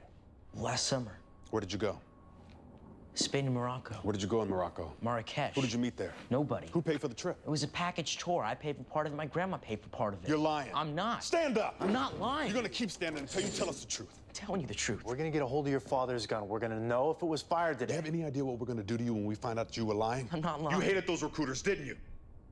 Didn't you? They got my brother to enlist. My brother got killed. How do you think I feel? Did you shoot the recruiter, Paul? No, sir. Oh, you're gonna stay on your feet a long time, son. Can I talk to you outside for a second, Steve? You don't want me to catch you sitting down while we're gone.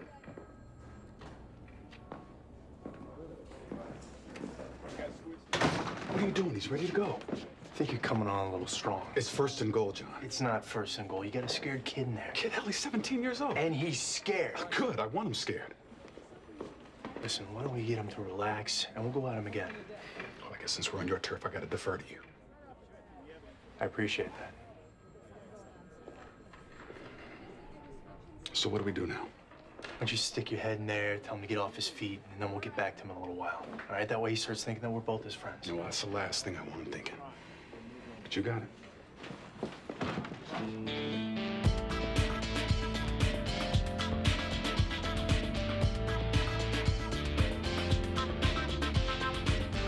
Emergency services got a jumper on the Brooklyn Bridge. They're gonna be a while. So we gotta search this thing ourselves.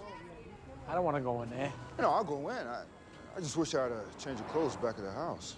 Oh, so having a change of clothes at the house brings it around to me. Did I say that? All right. Yeah.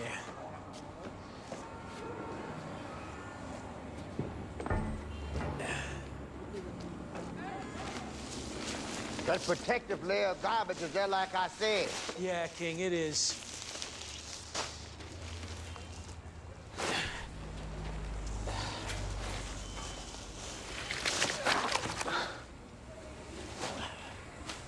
Just what I wanted to do when I grew up.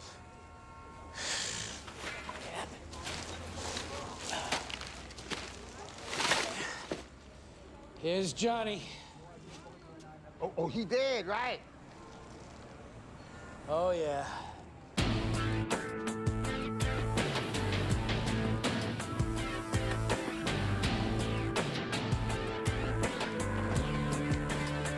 don't know if I've mentioned this to you before, but I think you look great in a uniform. Thanks, John. Got a copy of the 61 in the shooting. How come you're bringing it up? First officer's busy. I thought I'd take care of it. What? Nothing wrong with wanting to visit, Andy. Any motive on this shooting? Nothing so far. Anything on the DOA's background? It's John's case. I don't know. Anybody been assigned to my desk? They got the Army CID guy using it, but it's just temporarily. We're doing court.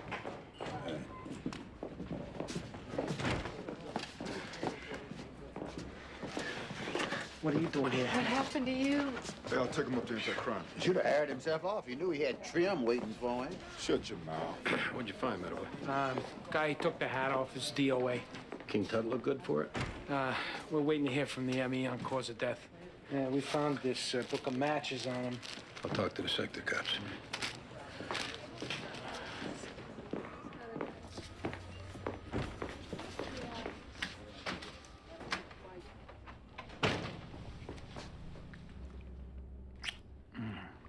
You do stink. I had to go in the dumpster. Why? You don't want to know. Yeah. Probably right. Here, What's this? open it.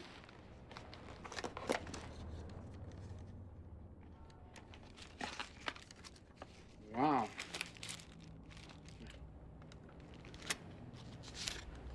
Schofield Realty. Greg Mattervoy, sales. When you're ready. This is a really nice thing, Bridget. I didn't build a real estate business in Manhattan being tentative. No one would ever accuse you of that. Anyway, give me a call. Yeah. Let me walk you out. Have a seat. Paul had nothing to do with that recruiter getting shot, I swear it. What time did you leave for work this morning? About 6:30. Where was your son when you left? Sleeping in his bed. He's not the easiest kid in the world to wake up in the morning. You own a gun? I have an old hunting rifle. What kind? Remington 30-06. Where do you keep it? In my bedroom closet. When was the last time you saw it there? I don't know. Your son ever talked to you about how he felt toward the Army? What he says because of his brother. What does he say? You gotta understand, Brian was who he looked up to, more than me. Brian was everything to this kid. Does Paul know how to use a gun? He learned in the Boy Scouts. But I'm telling you, this What is are the not circumstances surrounding his trip to Morocco? He and a friend of his signed up with some student travel program. Why Morocco? I don't know. They got it in their heads. They want to go there. Sir, do you have any objection if we take a look at your gun? None at all. We're also going to need to take a look at your son's computer. Sure. If he's been associating with any suspected terrorist organizations, we're going to find that out. I'm sure he hasn't been. Every website he's ever visited, we're going to know about it. What we're trying to say is that the best way to help your son is to tell us the truth. I'm telling you the truth. It is possible, sir, that your son could be concealing some things from you. I raised my boys to love their country, and I got one who died for it. And there ain't a day that goes by when me and his brother don't think of him. Still love my country, though. Does your son? Even if he don't, he would never cause another family to go through what we've been through.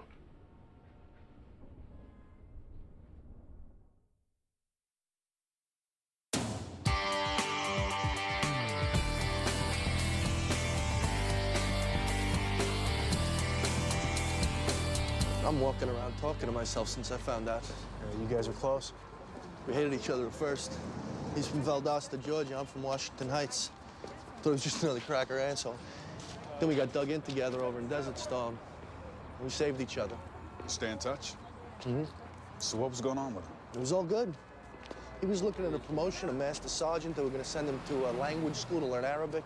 Just found himself a 66 Chevelle with a blown engine he was going to restore. And he was in love. Don't get much better than that. Who's he in love with? I don't think he'd want me broadcasting that all over the place. Yeah, I'm sure he'd want us to find out who killed him. He's in love with this chick he worked with. You know her name? Angela. They didn't want it to get out because they worked together and her divorce wasn't final. But he said it was for real. Thanks for your help, Sergeant.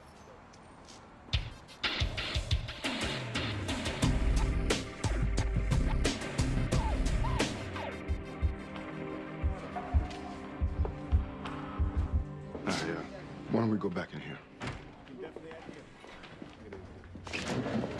Please have a seat.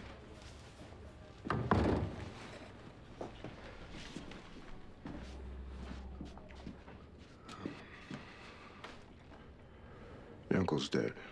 The medical examiner said he probably died 3 or 4 days ago. They'll know more after the autopsy. Where'd you find him? The Lower East Side? Just lying out on the street?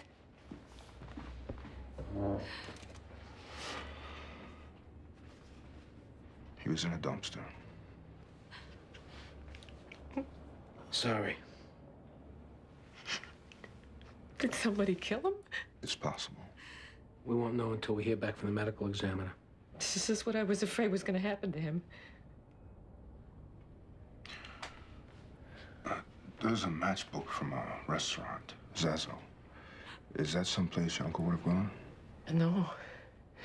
He was in a dumpster behind there. How did you find him? Well, we got lucky. Somebody was picked up wearing that Knicks hat that you gave him. Did he kill him? We're not sure anyone killed him. I mean, what did he have on him? A comb? A crucifix? A few dollars and a Metro card? We'll let you know when we hear something. Do you need a ride anywhere? I think I'm just going to take a walk.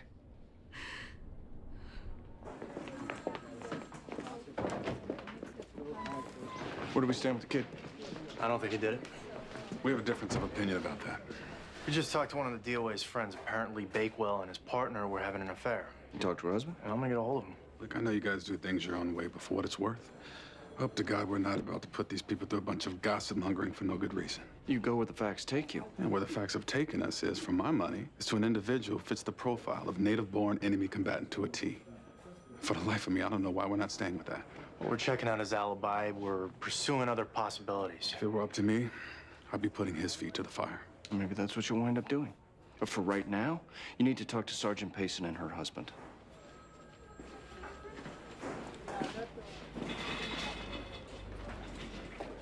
That's it. Yeah? All right. Thanks.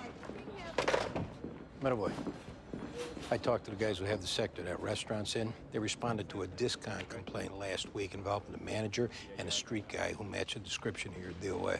We're just on our way over there. There you go. There's a footman calling for a supervisor. He's got one under at 13th and 3rd. I'm on my way. Hey, how you doing? I'm all right. Somebody call you to come in? Yeah, I'm supposed to talk to Detective Clark. Upstairs to the left. Thanks. Can you think of anyone who might have had a grudge against Sergeant Bakewell? No, You know if he owed anyone any money, if he was a gambler? neither of those things. What was the nature of your relationship to him? We worked together. We were friends.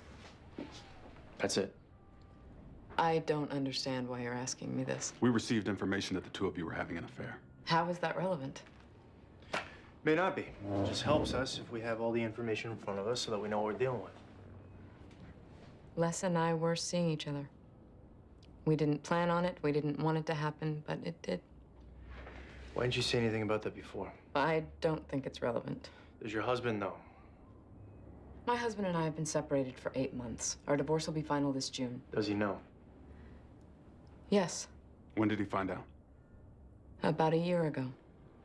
He suspected something was going on, and I didn't deny it. I begged him to forgive me. I stopped seeing Les. I put in for a transfer. I tried to be a perfect wife, but I wasn't one. Not to Carl. I told him he could have everything. I was filing for divorce. How did he react? He was sad. I was sad. We've both been doing our best to be civil to each other and get on with our lives. Is your husband in the service? Retired. Where does he live? Comac. We're gonna need his phone number. Tell him I'm okay.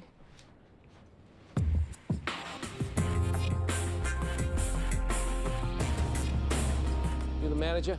Won't have a table until 10:30. We don't want a table. What's the problem? You recognize him? Nope. We got a report you got into a fight with him last Tuesday. Who said that? Someone who saw you. Wouldn't be Carol Burnett's evil twin, would it? Who? Well, she's this lunatic who lives upstairs. You know, she's trying to get us kicked out of the building. Are you saying you didn't have a fight with him? I'm saying I don't remember. See, human flotsam come and go in this city. If they make problems for me, I make problems for them. I don't clutter my brain trying to remember faces. This guy might have died that night. Sorry to hear that. That would make you the last person to be seen with him. What are you suggesting, that I killed him? What possible reason would I have for doing that?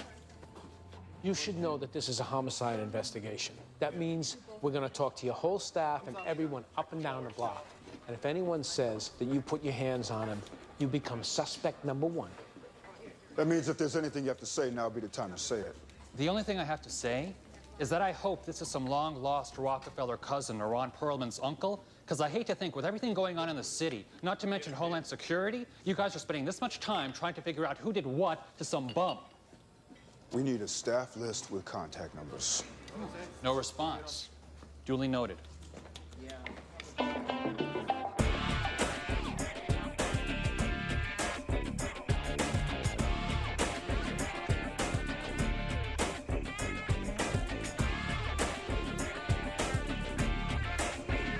What do you got? I'm about to write this guy up for being double parked. When he comes out of the building, he starts in on me.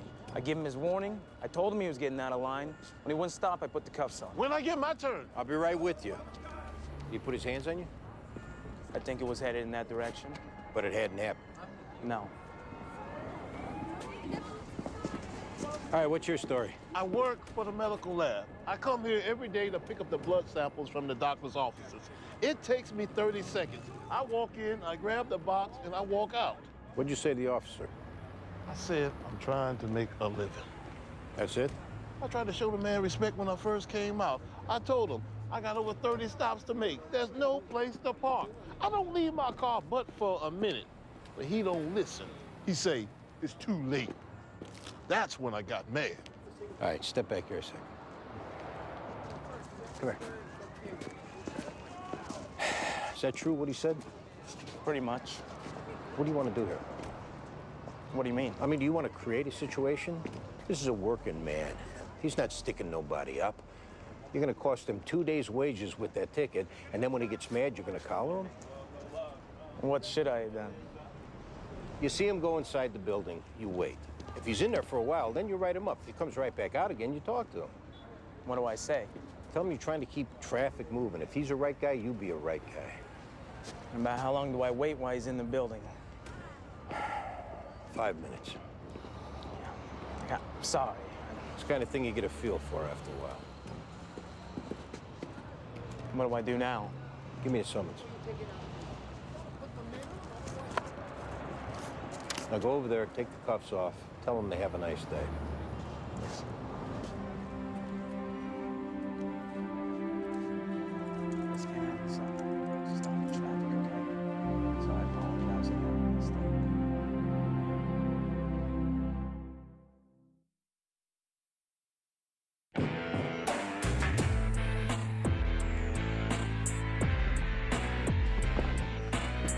So I understand you're retired from the military? Yeah, Army. What rank did you retire at? Light Colonel. You heard what happened this morning. I did. Did you know Sergeant Bakewell? Yeah. How did you know? No way to say it but to say it. He and my soon-to-be ex-wife were seeing each other. Now, we have to ask you this, but where were you between 7 and 8 this morning? I worked for the Nassau County Department of Emergency Management. From about 7:30 on, I was observing a preparedness drill at St. Catherine's Hospital in Rockville Center. And there's people who can vouch for that. Sure. It's just for the report. I understand. How's Angela doing? She's doing okay. I'm awful sorry this has happened. When's the last time you saw Sergeant Bakewell? I ran into him at Angela's when I was dropping some things off. That would have been about a month ago. How was that? We conducted ourselves like gentlemen. How are you and your wife handling the divorce? And we've had our moments. Probably both said some things we've regretted, but once you come to the conclusion that the marriage is really over, you make your peace with it. You're gonna need the names of those people from the hospital. I'm gonna have to call you from my office. I just met them today. Not a problem. You the hostess at Zazo? Mm-hmm. Were you working nights last week? I was. Do you recall any incidents? Like what? Like any altercations outside the restaurant? This is about our fearless manager? Was he in an altercation? Constantly. Are you gonna tell him I said that? No, not if you don't want us to. Do you recognize this guy? Yeah, I do. Is he one of the people that your fearless manager was in an altercation with? That's not where I recognize him from. I've seen him hanging around the kitchen. I think he was friends with Nestor. Who's that? He cleans up from midnight to 6. What can you tell us about him? Well, I know he's been in prison. And I know he doesn't like it when someone moves his mop or mop bucket or anything, because I've seen him go stark raving nuts the next day. Do you know what his relationship is with this guy? No idea. We appreciate your help. Anytime. Andy, you got a minute? Move it. Yeah, sure. The Army guy I'm working with likes his high school kid. Who do you like? I don't know. DOA was banging his partner who was married to this ex-military guy she was in the process of divorcing. You talked to him? Yeah. He said all the right things. The only thing that was bothering me was they've been separated 9 months. He's still wearing his wedding ring. May or may not be significant. Significant. May or may not mean he committed murder. His kid lost his brother in Iraq. He knows how to shoot. He shows some antisocial tendencies. You know, I can't exclude him. What's the DOA's partner giving you? She admitted to having the affair after we got it from somebody else. I mean, past that, nothing. I'd go at her again. With what? Make her think you're about to collar this high school kid, see what that price was. Ain't the same working the case without you.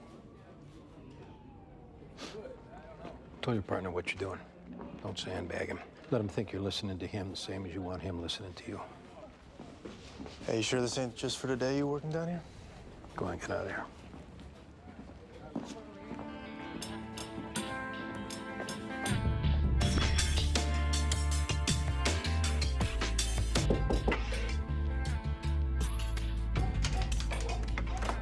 Nestor Duarte.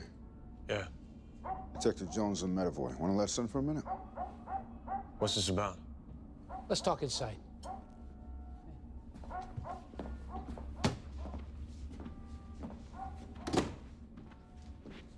You know this guy? No. How much time you got left on your parole, Nestor? 5 years, 9 months. Well, think what a lion is going to give us grounds to violate you, and then look again. Yeah, I know him. He's a homeless guy. Seen him around the restaurant. How well do you know him? Just seen him around. You've had no contact with him at all? No. Why we're here, Nestor? What do you mean? We're here because somebody told us they saw you talking to him, hanging around with him. Now, we know you're lying to us about that. What we gotta wonder is what else you're gonna lie to us about? I knew this was coming. Just tell us the truth. Came back around the kitchen about a month ago, asked if he could work for food. I heard the accent. I asked him if he was Basque. Is that where you were? Right. So I said I'd give him something to eat. He said he had to work for it, so I told him he could sweep the alley. He started coming every night. He'd sweep, and then we'd eat. And I'd listen to him talk about Ortega. What's Ortega? Where he was from, you know, where my grandfather was from. I even managed to say a few words to him, a scar. That's a Basque language. How'd he wind up in the dumpster, Nestor? Last Tuesday, he came in and he said he didn't feel so good.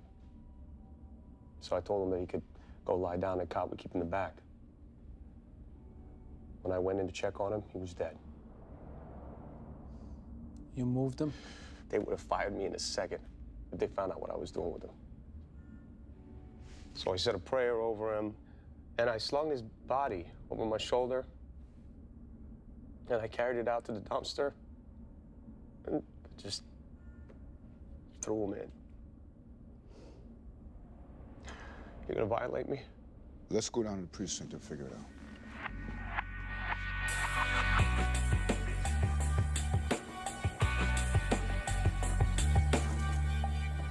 I would have thought they'd given you R&R for the rest of the week. I knew I didn't want to go home, so I figured I might as well come back here. Well, you'll be glad to know we got the guy. Who is it? He's a student at the high school. Why'd he do it? His brother was killed in Karbala last year. Now, he got it in his head that whatever Army recruiter got sent to his school next deserved to pay the price. Basically, he became an enemy combatant. Has he admitted it? Not yet. How do you know he did it? Right now, it's mostly circumstantial. He had made threats against recruiters who'd come to the school in the past. He had access to a high-powered rifle, which we're doing ballistics comparisons on. Yeah, he'd been in Morocco, and we're getting some interesting website traffic from his internet records. That doesn't prove he did it, though. It gives us enough for the DA to go to the grand jury. Which, at this point, is all our bosses are looking for. Does that mean his name will be in the papers? Yeah, it's his old man I feel bad for. You know, one son's killed, the other son's a murderer.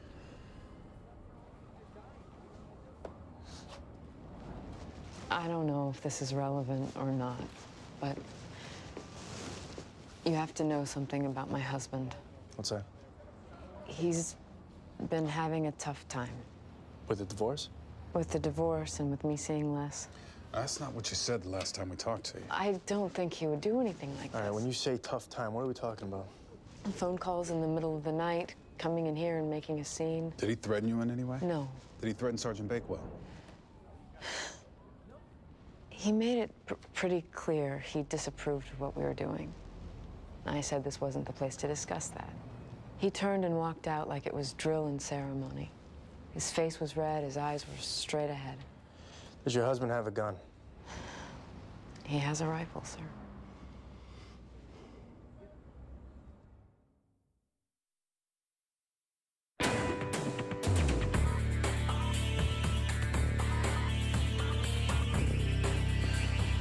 Hey, we got the report fax from the ME's office. Giuseppe died of a brain aneurysm. What about the bruises on his face? No, likely to have happened while he was in the dumpster. We should get Denise in. This way. I just had a couple more things to ask you about. Whatever you need. Oh, by the way, I couldn't help but notice you're still wearing your wedding ring. I'm a creature of habit. I got used to wearing it. Soon, I'll get used to not wearing it. Colonel, you ever been in the recruiting office where your wife works and confronted her and Sergeant Bakewell? From the way you're asking the question, I have to assume you know the answer. I did go there. I had what I thought was a frank discussion with the both of them about what they were doing, and I left. Now, you've also kept up a steady barrage of phone calls and emails to your wife. I still have feelings for the woman, Detective. Why was that rifle in the trunk of your car, Colonel? You went in my car? We had a search warrant to go in your car. How did you get a search warrant? Your wife said that you had a rifle and that you had behaved in a manner that allowed us to get one. Well, I guess it's fair to say that loyalty's not her most prominent character trait. Must have hurt to realize that. It hurt like hell.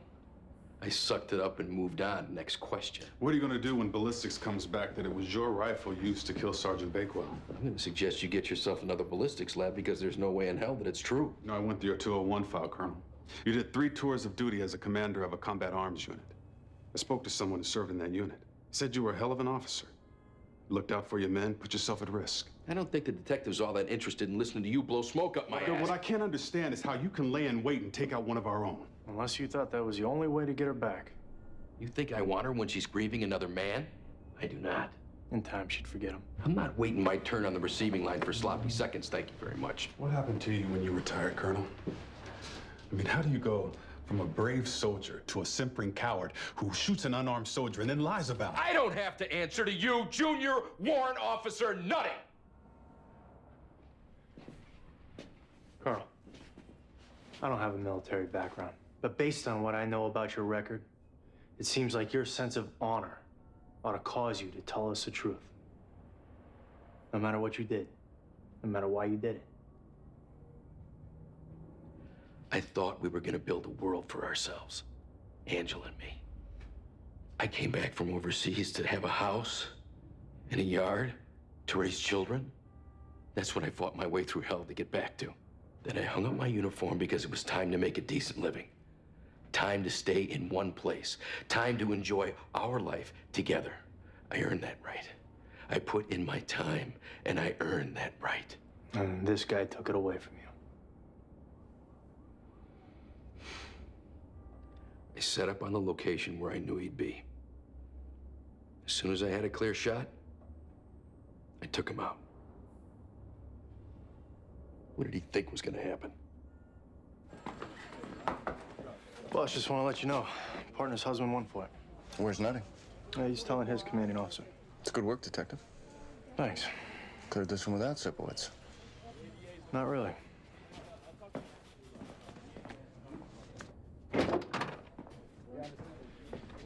Just want to let you know someone else confessed. You can take your son home now. Is the guy from the Army still here? Yeah. My son would like to say something to him. He was just doing his job.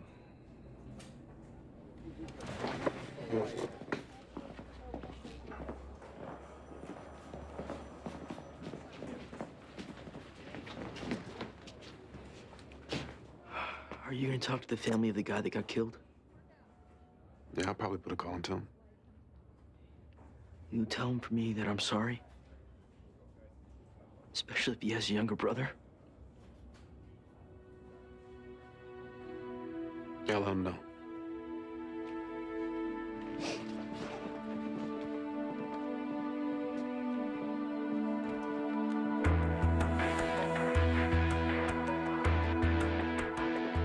I got your message. What'd you find out? Come in.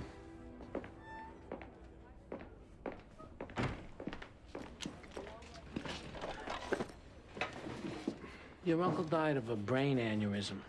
What is that? I think it's when something happens to one of your arteries. From what I understand, it's very quick, not at all painful. So nobody killed him? No. I guess that's better than right. I'd say so. You should also know that he made a friend during the last month or so of his life. Who was that?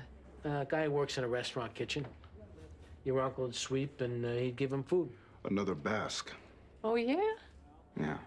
He even spoke a little Euskara to him. Oh, he must have been in heaven. And well, it was something anyway. Yeah. Thank you. Sure.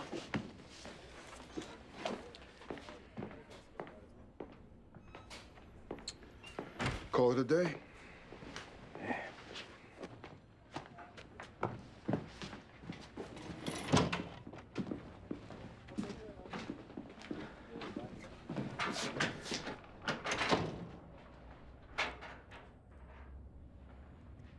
Baldwin, Yeah. I think I'm gonna put in my papers. Are you serious? I think it's time. Not because of bail.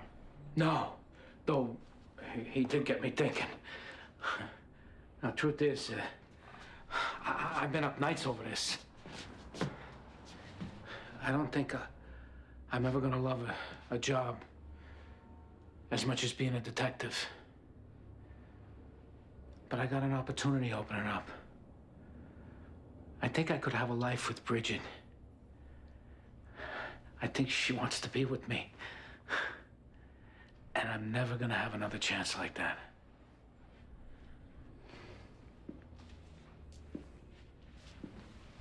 Greg, I never had a better partner than you. But you gotta be happy. And if you got a chance to go for something better, then I think that's great.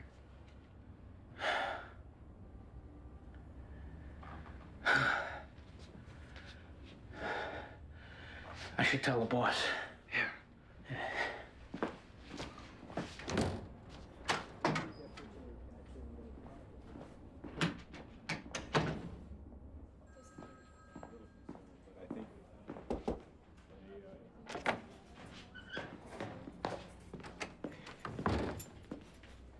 Clark gone? Yeah, he had to go over to central booking. You know what happened with his case? The husband of the DOA's partner went for it. That's the one John was liking. He's got some good instincts, that boy. How come you're here so late? We were in court all day. Had to get caught up on our paperwork. We miss you, Andy.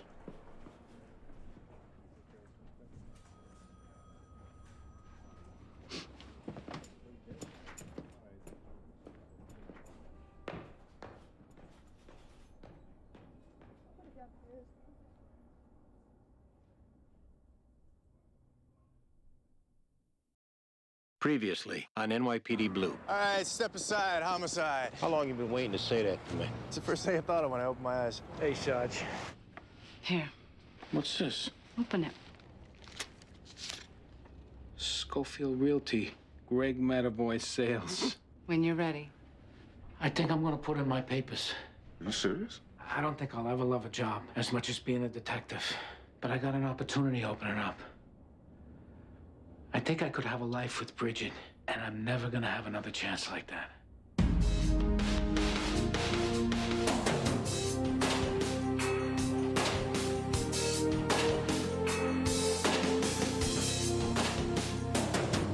Two of mine, Donatelli and Perez.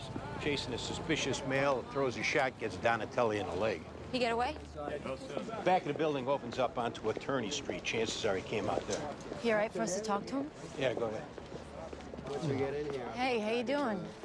All right. Did you get a look at him? Male black, 18 to 20. He had some kind of gray hooded sweatshirt underneath an army jacket. A knit hat. Height, weight. On the short side, probably 5'5", 5'6". Thin build.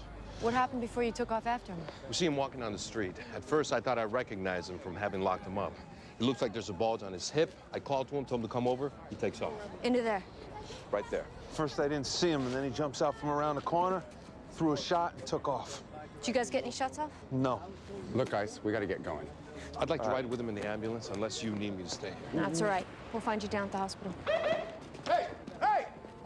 What are you doing, huh? You see you're blocking an ambulance here? Get this car the hell out of here. Sergeant Sipowicz.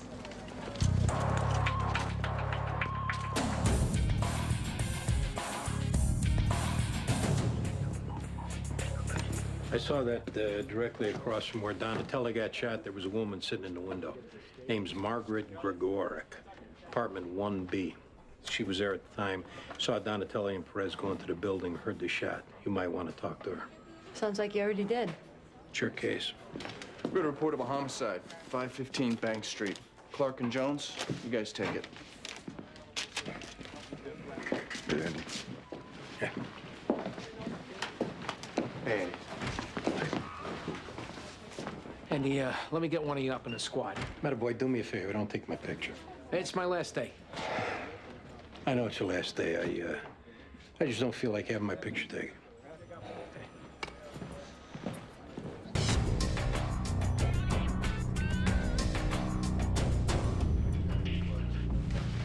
Who is she? Name's Deborah Olsham, 37 years old. Looks like she got hit in the head with that statue. Who called in the job? Friend of hers, Maxine Annunziato, let herself in with her own key around 9. Any sign of 4th century? Not that I could see. Looks like whoever it is got her rings. There's also a bunch of jewelry boxes in the dressing room that got cleaned out. Where's a friend?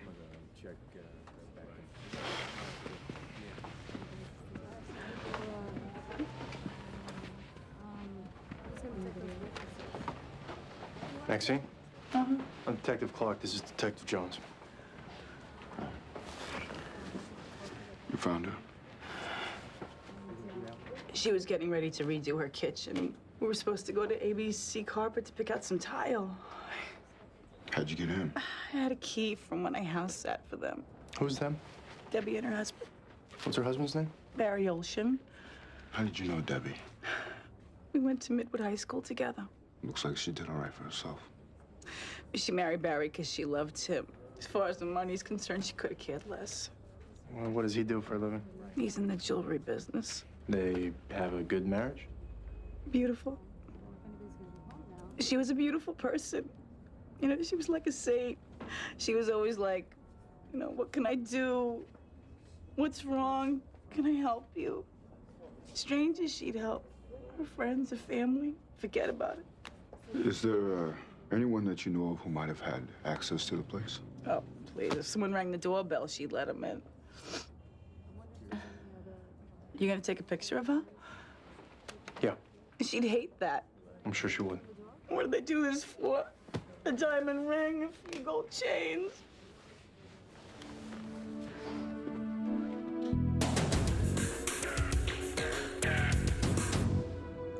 You were home this morning, Mrs. Grigoric? I went to 7 o'clock Mass. After that, I was home. Which would be what time? Mass is 40 minutes. I stop at the candy store and pick up the news. I'm home by 8. The officer who talked to you earlier said he saw you sitting in the window. Sipowicz. Right. Polish names I always remember. Is this where you were sitting when you came home? Except for when I'm watching my program or asleep in the bed, that's it. What time does your program start? 12 o'clock. Did you see any police officers run into that building around 8:30? I saw 2 of them go in there together. I wouldn't say they were running. Did you see who they were chasing? Unfortunately, I didn't. You didn't see a black guy, 5'5", 5'6", wearing a gray hooded sweatshirt and an army jacket? I'm sorry. Did you see anyone that fits that description in the area when you went to church, when you came back from church? This is who shot the cop? Yeah. I'm going to be keeping my eye out for him, believe me.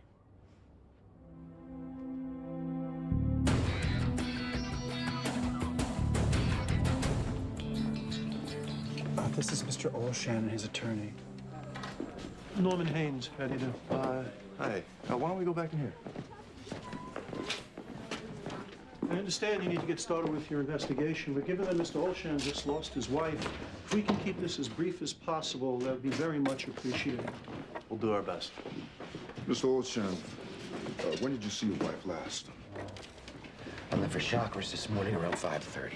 I'm sorry, what is chakras? Morning prayers. Where do you do that? The shul's on Ludlow Street. And where do you go from the shul? To the store. And which is where? Canal Amat. What does your wife usually do in the morning?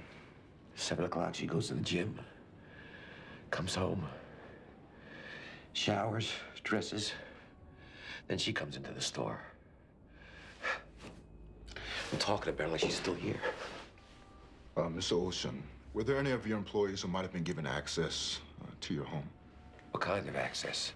Keys, the alarm code? No. Why would I do that? From my understanding, this was a robbery, is that right? Well, it appears some things may have been taken, but at this point, we don't know if the motive was robbery. Sir, we're gonna need a list of the people that you have working for you.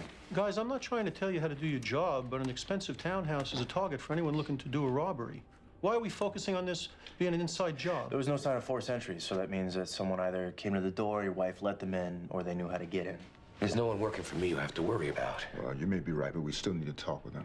Is there anyone that you come into contact with who might be dealing in stolen merchandise? Why are you asking him that? Because we'd want to talk to that person. Well, at this point, I'm going to have to terminate the interview. Counsel, we're just getting started. By the nature of your questioning, you've made my client a suspect. Now, showing up with a lawyer, he's made himself into a suspect. Where's it written you can't have a lawyer? Most people, if they're finding out their spouse has been murdered, don't call a lawyer. You're telling me I'm not grieving because he's here? You don't have to respond to them, Barry. We're just telling you it raises questions. I don't care what it raises. I don't care what you think of me. I know how I felt about my wife. God knows how I felt about my wife. And that's it. That's all that matters. I think we're done.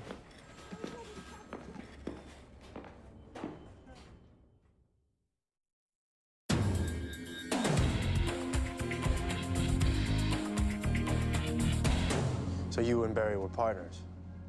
Right. His wife work here? Yeah. They have a good marriage?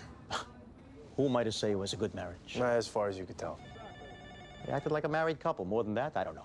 Are you aware of any of the people working here having criminal records? Mister, this is a legitimate business. Well, nobody's saying it isn't. These people handle hundreds of thousands worth of jewelry. They're honest people. Also, I watch them like a hawk. These are the people working for us. Thank you. How well did you know Debbie Olshan, Mrs. Zell? I knew her. She worked with you. I wouldn't say worked. When she felt like it, she came in the store. Sugni schlecht. They shouldn't know the truth? She was not from the community. Barry met her. Very exciting, very attractive. Everyone said, this is not someone you marry. But Barry didn't listen, so now he has problems. And what kind of problems does he have? To lose a wife? To bring shame on your family? You think Barry had anything to do with it? No, no. She doesn't think nothing. Barry, in his way, is trying to be a good Jew. He wasn't always, but he is now. We mourn his wife, Deborah, and that's all. And her friends. Shah, enough. All right, Mr. Zell, we need to speak to your wife by herself. Please.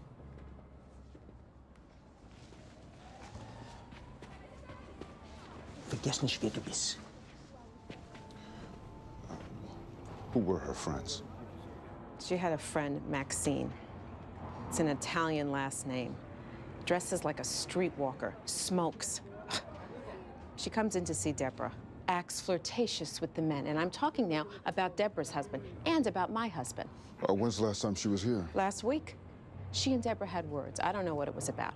All I remember is Barry going over and saying, the answer is no. Like that, strong. And were there problems between Barry and his wife? Naturally, there were problems. Barry was trying to get back in touch with what it meant to be a Jew, and Deborah was trying to be for him a good Jewish wife. And with all that, this is who she's friends with. Decent people go with decent people.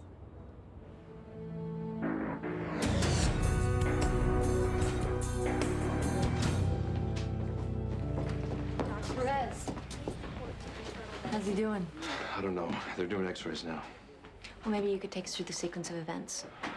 I was driving. Pat was in the passenger seat. We go past the Gumper houses. We turn left on Rivington. Pat spots the guy in the corner of Rivington and Clinton. What time was that? About 8:30. You saw what looked like it could have been a gun under his coat, and you call him over to the car. What happens then? He ran down Clinton Street. We followed him in the car. Then what happened? About a third of the way down the block, he ran into this building that was under construction. Pat went in after him. What'd you do? I pulled the car over to the curb, secured it, went in after him. As soon as I got inside, I heard the shot. When I got to Pat, he was on the ground. I stayed with him. So you didn't go in together? No. Any more details on the description come to mind? The hat he was wearing, I think it has some kind of logo on it. We'd like you to come over to the station house, take a look at some notebooks. Sure. Any word on whether they found the gun? Not yet.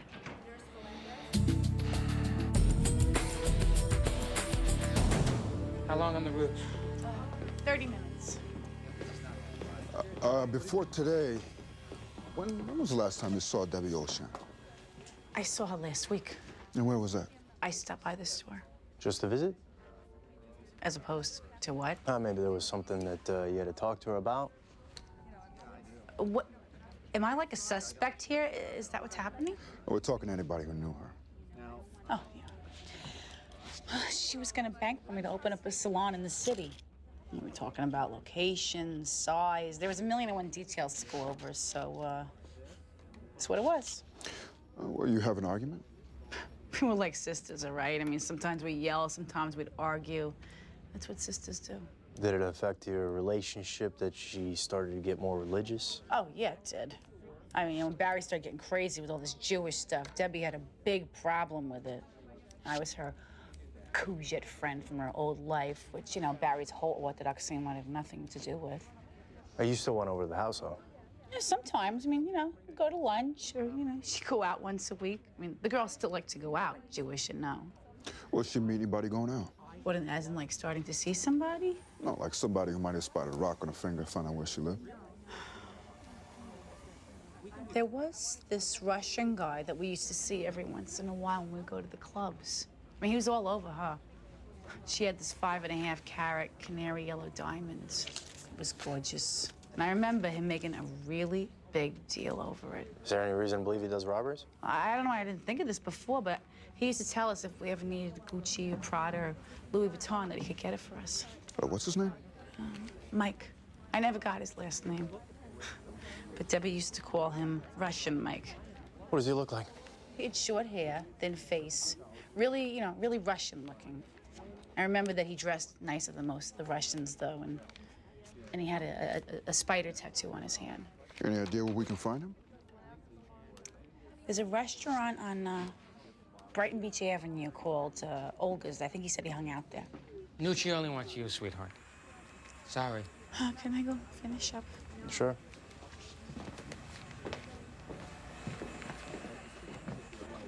Making any headway with this horror show? Some. Maxine's sick about it. Lenny, get over here.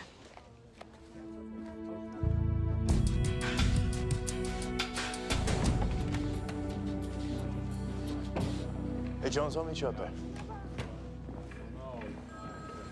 What's doing? Husband of the DOA showed up with his lawyer. Yeah, it might be that there's some Russian involvement. Jewelry outfits were good for laundering money. Yeah, that's true. So that's a good arrangement, you and Jones. I think. Obviously, I just as soon be back working with you.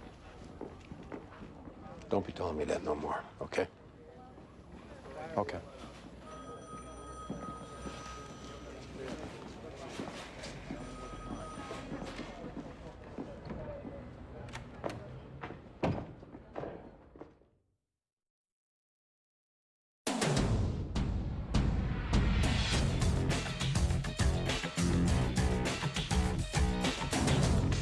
Mike around? Who's that? Mike? I don't know Mike. Where's your boss? He's not here. Mike has short hair. He's got a spider tattoo on his hand. I don't know Mike. What's your name? Paulina. You tell us where he is now, Paulina. Nobody will know you told us. On the other hand, if we find out that you're lying to us, we'll come back when the place is full. That way everyone will know. Why you think I'm lying? He said if. I don't know Mike. I know Misha. He fits the description. 2 blocks this way, a blue building. What's his name on the buzzer? Nosikov. Thank you, Paulina. You don't come back now? If we find him there, we won't come back. Good.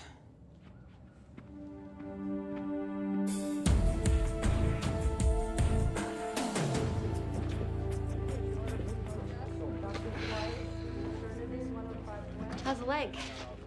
They gave me something for the pain. It's all right. This is my wife, Teresa. I'm Detective Ortiz. This is Detective Murphy. Nice to meet you. We need to go over the sequence of events with you. You want me to wait outside? No, it don't matter. Okay, where do you want me to start? When you spotted the guy? Anthony was driving. I was in the passenger seat. It was about 8:30. We called him over to the car, and he took off. Where was this? Corner of Clinton and Rivington. You follow him in the car? About a third of the way down the block, where he ran into this building with a construction fence around it. I jumped out and ran in after him. What about your partner? Oh, he came in after me. After you. Right. What happened once you got inside the construction fence? I stepped into a doorway. I looked to my right, and there was some kind of concrete forms for a stairway, and this guy stepped out from behind them, fired one shot. I went down, and that was it. Where was your partner at this point? He came running in after he heard the shot. Then he stayed with me. If I know Anthony, he wishes it was him who got shot. Definitely. Anything else occur to you by way of description? I say he had a knit hat on. Yeah, you did. I think it had some kind of logo on it. We've managed to locate a witness who saw the two of you go into the building. Oh, yeah? Yeah, there's some discrepancies between her account and your account. Like what? She said you and your partner went in together. You said you went in separately. Maybe she figures him coming in right after me is like going in together. I don't know. She said neither one of you were running. She's wrong. And she didn't see that you were chasing anyone. So she didn't see. So what does that mean? I mean, maybe she got distracted. Maybe she's nearsighted. Pat, don't get excited. No, I mean, they're acting like there's some kind of major contradiction here. It's also sounding a little bit like you and your partner might have rehearsed some of your answers. Are you trying to piss me off? I think I'm gonna wait outside. We're just trying to find out what happened. I told you what happened. I got shot. We need to know the circumstances. The circumstances are exactly what I told you they were. Exactly what Perez told you they were. Now, I don't feel like being cross-examined while lying in a hospital bed. So if you want to play Sherlock Holmes, you're gonna have to wait till I'm out of here. And I got a delegate sitting next to me. Maybe we'll talk to you again when you're feeling a little better.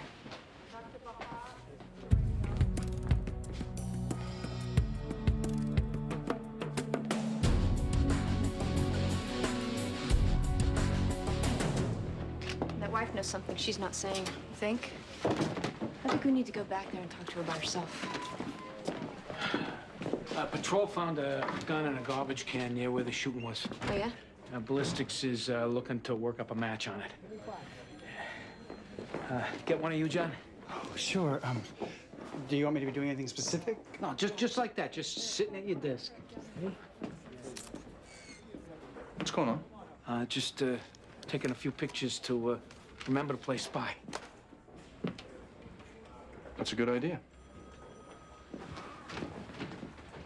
Get one of you, boss? Sure.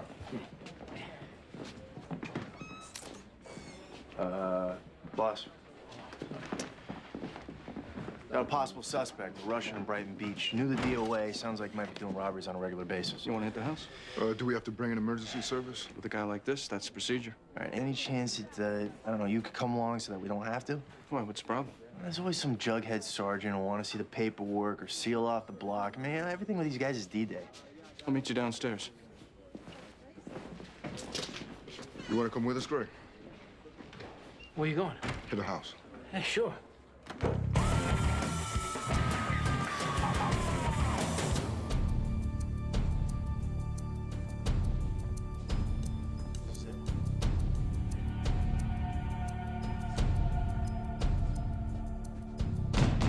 Police, open up! I'm gonna take the door. Get your hands up! Hands up!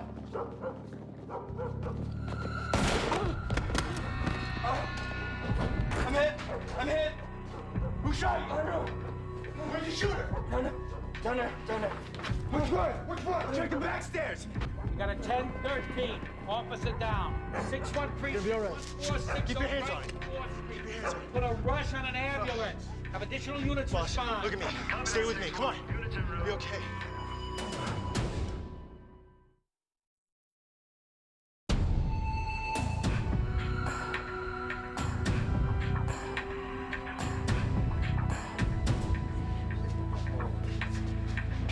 Boland, Chief of Detectives here.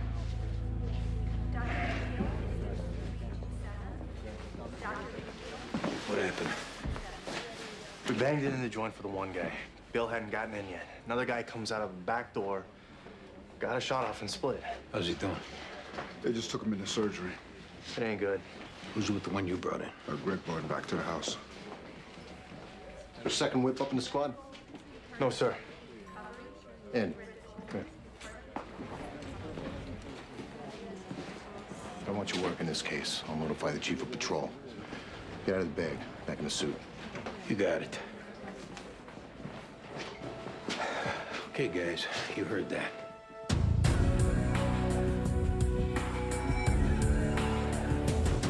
How is he? He was still in surgery when we left. Where's your lawyer? I wanted to talk to you without him.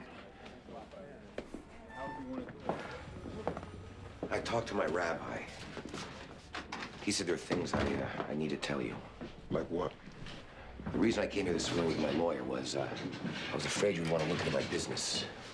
What are you afraid we find? That I move money around. You laundered money? Yeah. Who are the people you did it for? Look, I didn't come here to cast blame. I did this. This was my transgression. I don't think it had anything to do with what happened to Deborah. We need the names of the people you did it for. This was a robbery. I don't think they get involved with robberies. We can't assume that. If they didn't, I've gotten them into trouble for something I'm just as responsible for as they Barry, are. listen to me. A police lieutenant was shot and critically wounded in the course of investigating your wife's murder. That means you don't get to pick and choose what you tell us and what you don't, okay? Everything comes out now. He could die. We need names, Mr. Olshan. There's a guy named Lenny Russo who brokered it. He's the only name I know. How'd you meet him? He works with Maxine. She doesn't live the most upstanding life in the world, but it was important that Deborah maintain that relationship. Anyway, one day she brings over Lenny. When was the last time you talked to him? A couple of weeks ago. He wanted to open a salon in the city, which suddenly became my responsibility. There was a lease that had to be signed. He had given notice. I told him I didn't want to be involved with him anymore. Has he ever been to your house? No. I kept all that away from my house. Then when I decided to live a more upright life, to stop doing these illegal things, I thought I got away with it.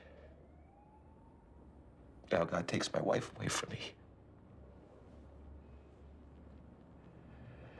You get away with nothing.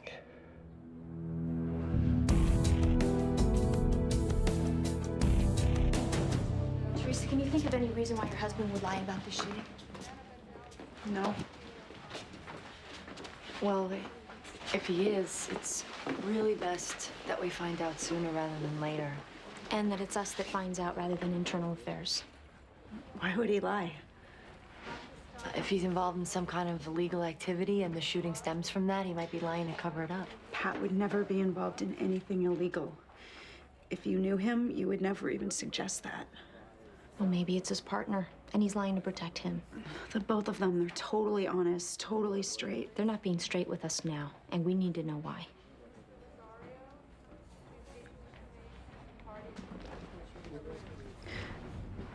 Pat has cancer.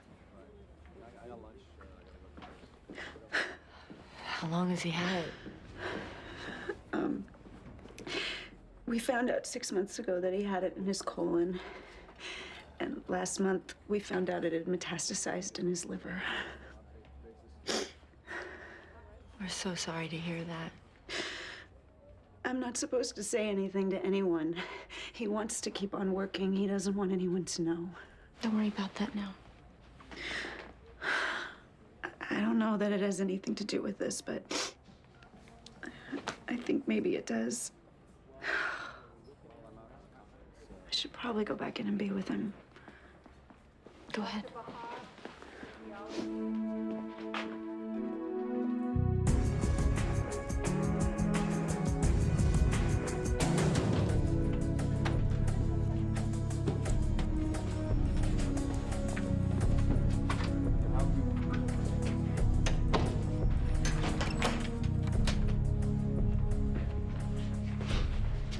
I'm Sergeant Sipowicz. The individual who was present in your apartment, who shot the police officer, I need his name. Well, I tell you what I tell other guy. I don't know name. Your name's Misha? Right. The thing you have to know, Misha, I don't care how long this takes. I don't care what I have to do to you, but you will tell me his name. What? I don't know. I don't know. Before we leave this room, you will tell me his name. I've been in Soviet prison. I've been beat plenty before you come along. Who's the guy who ran? I don't know name. I think you probably are a pretty tough guy, Misha. I handled myself not so bad. I think you probably could stand a halfway decent beating. No problem. The building on Brighton 4th Street. Who else lives on your floor?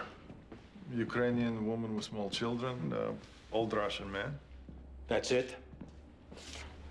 Also, maybe a guy named Willie. Willie what? I don't know Willie what.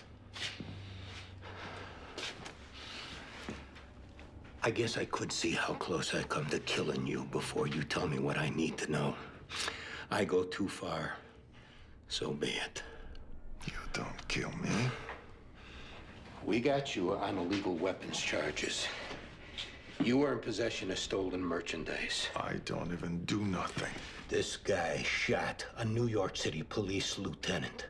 Do you actually think that anyone around here gives a rat's ass what I do to you? They will take your body out of here, throw it in the river, and all I'll get, if anyone finds out, is a pat on the back. I don't shoot no lieutenant. That wasn't me who did that. That's right.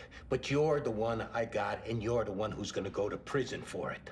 And I am not talking about locking you up with no Russians. Upstate New York, it's blacks, Puerto Ricans, Dominicans, wall to wall. How long? Well, put it this way. You're a young man now. You'll be an old man by the time you get out.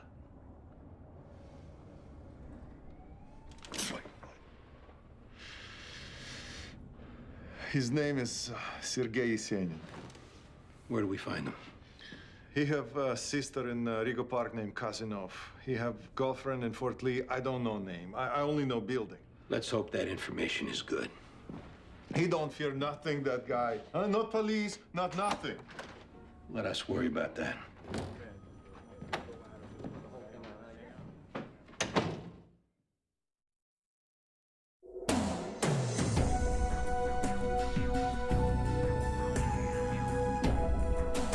When's the last time you saw Debbie Olshan, Lenny? Month ago, 2 months. And where was that? I think she was out with Maxine and I saw them at a restaurant. Who was putting up the money for the salon you wanted to open in Chelsea? We were still in the process of looking for backers. Were you hoping for something from the Olshans? Friendship and business? I believe you keep separate. Yeah. And I believe you're getting pretty nervous right about now. Why? Do I have that Nixon thing going on around the upper lip? Maybe I should go powder. You tried to hold Barry up, we noticed. Excuse me. Once representations were made, I thought they should be made good on. That's not holding anyone up. See, Lenny, you started negotiating a lease. I needed to know I had a place. You gave notice to the place in Brooklyn? Because I don't leave people hanging. But when Barry told you that he wasn't gonna bankroll a salon and he wasn't gonna do any more money laundering deals, you decided to get the money another way. Sorry. Homie don't play that. Look, we're not saying you did it yourself, Lenny. If Maxine gave you a key and you tell us that, you'd be cooperating. If Deborah came in while you were there, who's to say she didn't come after you? That you weren't in fear for your life? You see, Lenny, you're a licensed hairdresser. That means your prints are on file. And we'll commit as much time as we have to, as many cops as we have to, and we'll search their place until we find prints that match. And at that point, we don't need you to say anything. And you won't be able to help yourself. If I say I'm gonna be someplace at 9 o'clock, I'm there at 9 o'clock. People are like, I overslept. I had a personal crisis. I don't do that. I've been working since I'm 14 years old. And my word is like gold. Yeah, well, not everyone's like that. Tell me about it. The Olshans are first in, then they're out. Maxine's going to convince Debbie, and then she can't. Debbie's not gonna walk in on me, and then she does. What happened when she does? She went after me, and I grabbed the closest thing I could find to defend myself with, which just happened to be some hideous marble statue. Maxine gave you the key? She gave me the key. She gave me the alarm code. She told me where the jewelry was and what time her friend went to the gym. I mean, does she think I'm gonna take all the responsibility? All the blame? All everything, all the time? Sorry, Maxine. That's not gonna happen.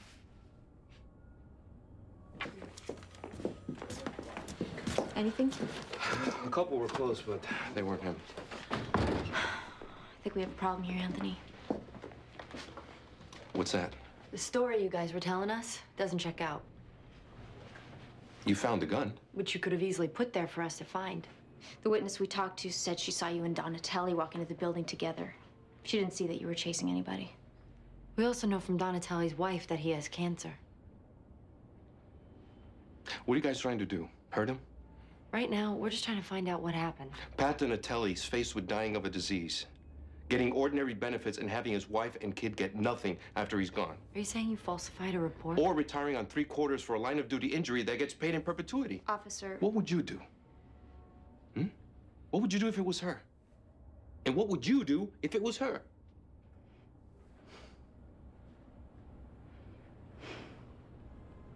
We understand you're in a tough position. He's just trying to look after his family.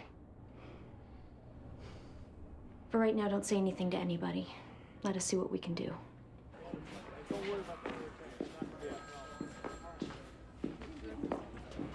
What's going on with that? Donatelli has cancer. The gunshot wound was self-inflicted. So he'd get 3/4. How do you know? Perez admitted it. Does he realize he still gets 3/4 if it's an accidental shooting? I don't know. I don't know why he didn't just say that. Do we need to call internal affairs? I'll adjust the paperwork. It'll read accidental and we'll hope for the best. Even though the borough thinks he was shot by a perp? Hopefully when they find out he's sick, they'll leave it be.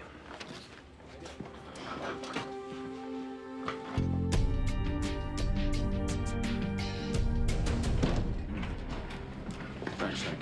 Anytime.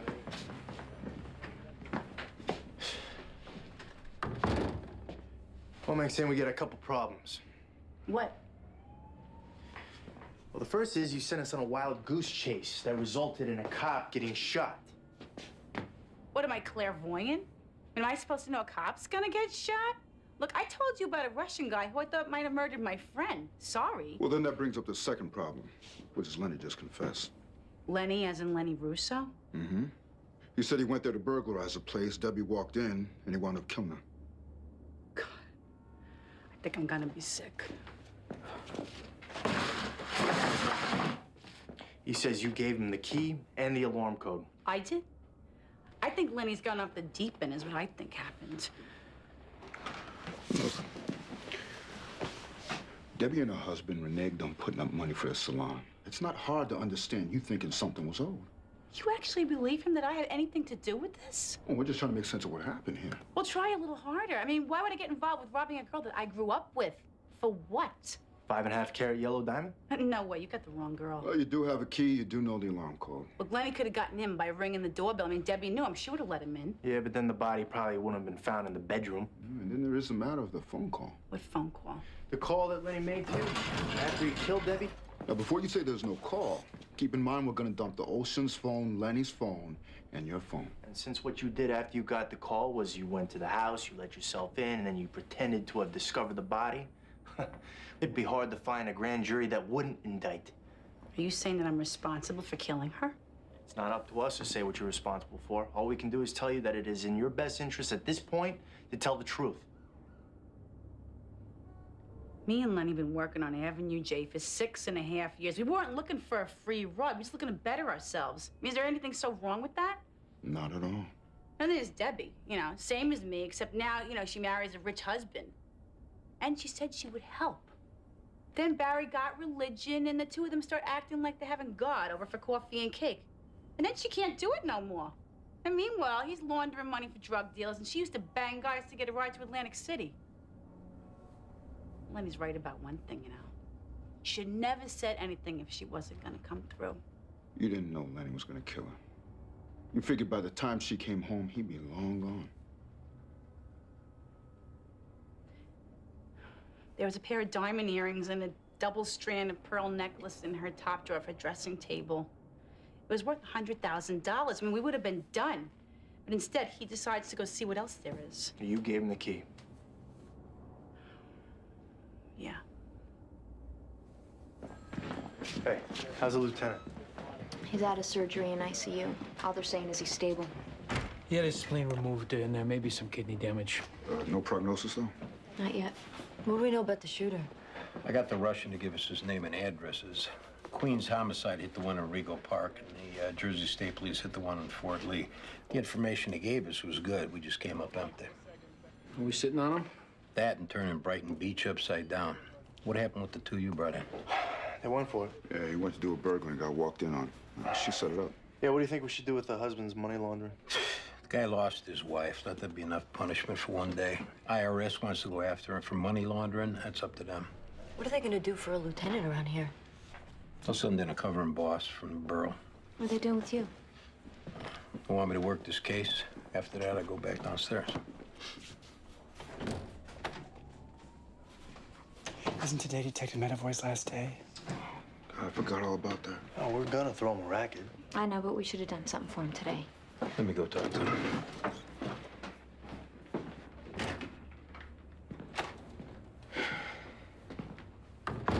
You know, with all that's been going on, we kind of lost sight of the fact that you're leaving us.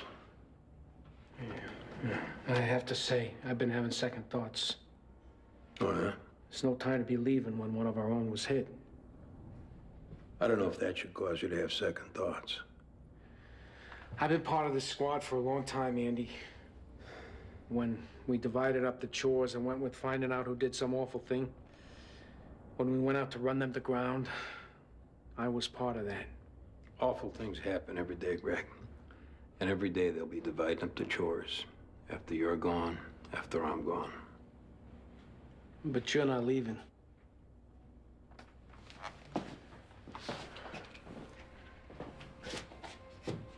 The day will come when I will be.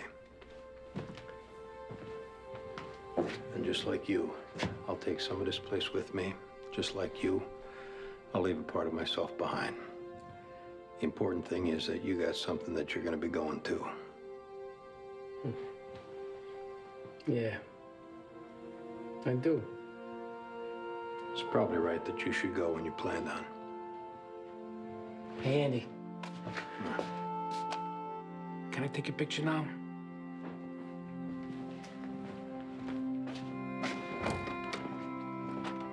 Hey, Junior. Come here.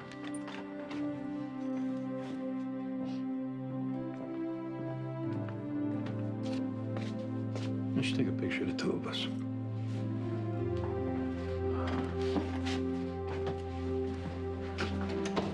All right, on three. 1, 2, 3.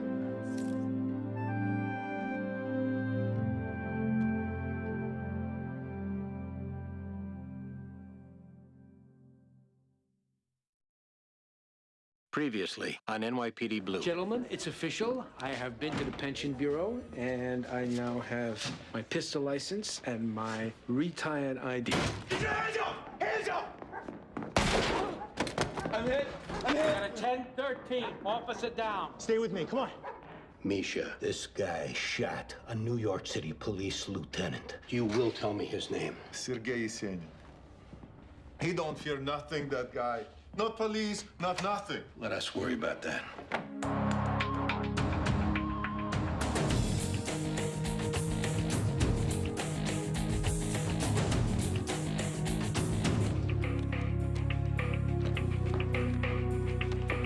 How you doing?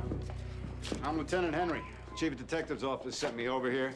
I don't know if it's a permanent assignment or not, but they told me to get comfortable, so that's what I'm gonna do. I'm Andy Sipowicz. Andy, pleasure to meet you. Heard a lot about you.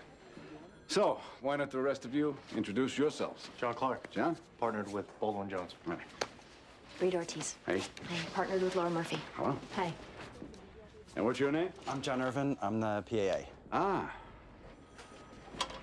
Didn't you just make sergeant? Yeah, my current assignment's downstairs. I'm just up here working on a lieutenant's shooting. Ah, how we doing with that? Well, I got some information from the guy we collared. The addresses he gave us are legit, but whoever was there had moved out. You a golfer? Me, no. I saw you looking at the club. Should we bring you up to speed on our cases? There's no rush. You know, when you get to it, you get to it. I can make copies of whatever you need. Now, just don't bury me in paperwork now, huh? If there is anything, just let me know. So, any of you golfers? My dad plays. Greatest game in the world. Greatest game ever invented. Yeah, Lieutenant, I got some calls we gotta make here. Yeah, sure. Go ahead. No one here plays, huh? Yeah.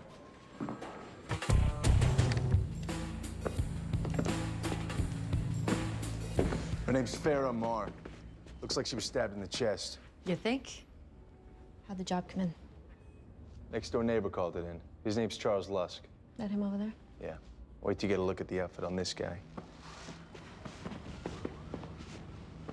You Charles Lusk? Yes. What happened this morning?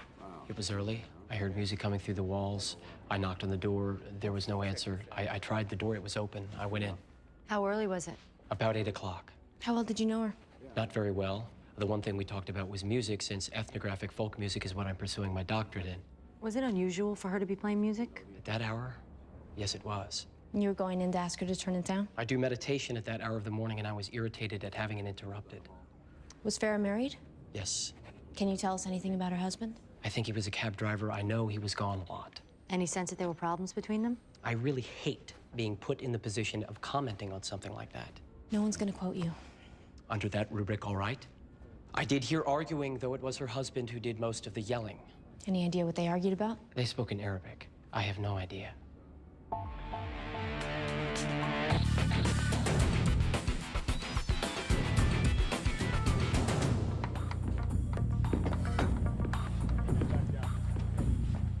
I'm supposed to see the detectives. Do you know which one? Misha, we're going in there. You coming? Why don't you two talk to him? Any off chance, because it's a cop shooting. If anyone expects Arnold Palmer there to know what's going on, I gotta at least try to bring him up to date.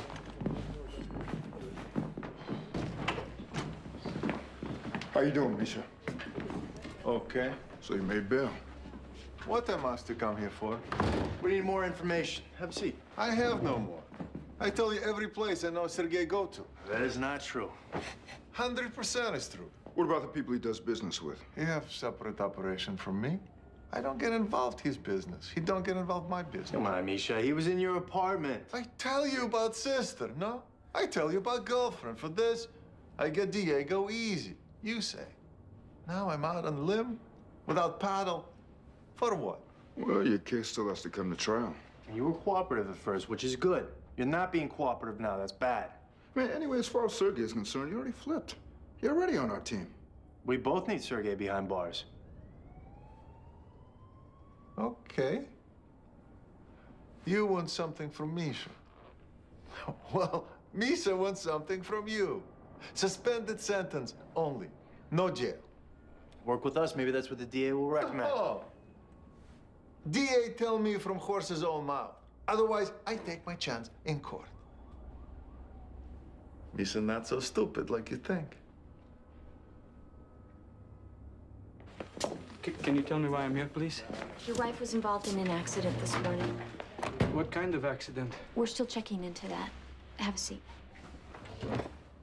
I don't understand. Where were you this morning, Mr. Amar? Driving my taxi cab. And you left your apartment at what time? 6 o'clock. Was your wife there when you left? Sure, she made for me breakfast, please. What kind of accident was she involved in? Your wife was killed, Mr. Amar. How you know this? We're investigating her death. She was murdered in your apartment. How did it happen? She was stabbed. How were you and your wife getting along, Mr. Amar? Good. Fine.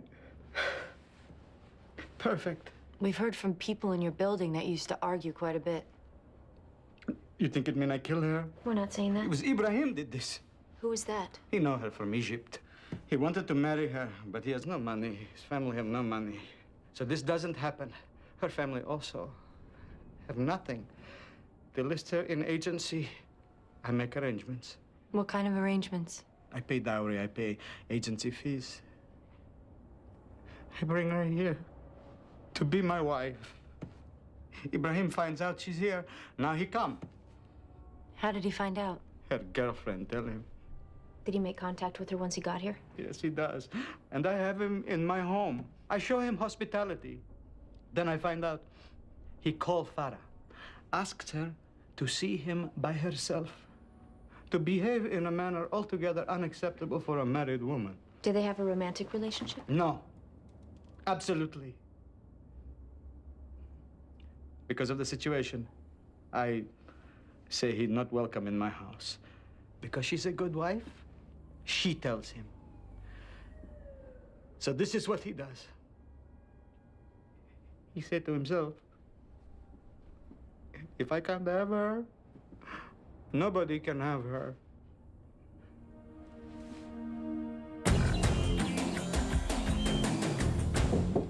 How you doing? All right.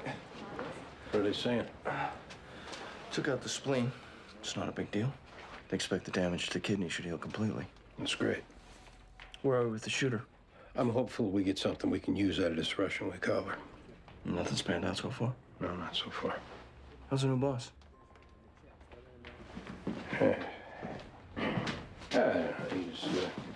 He's all right. Yeah? He's a golfer.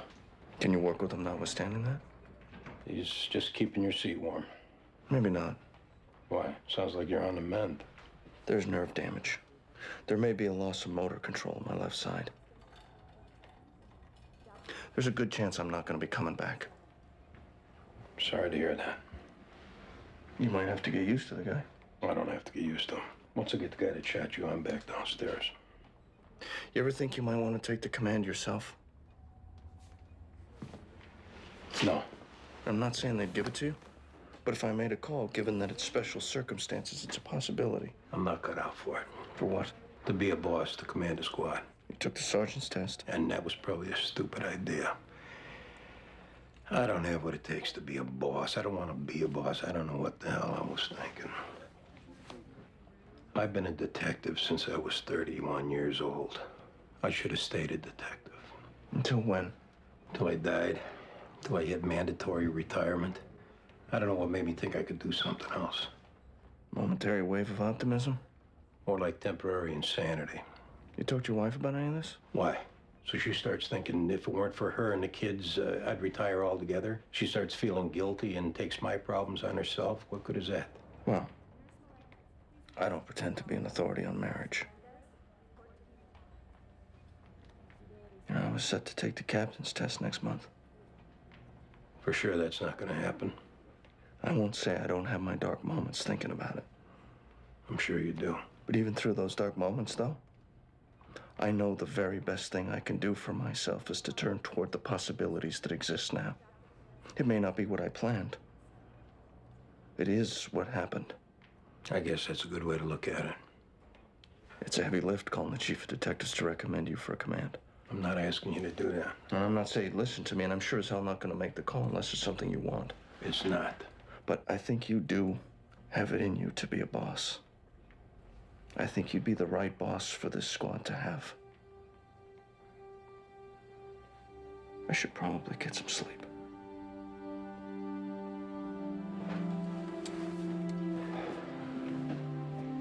Take care, Lieutenant.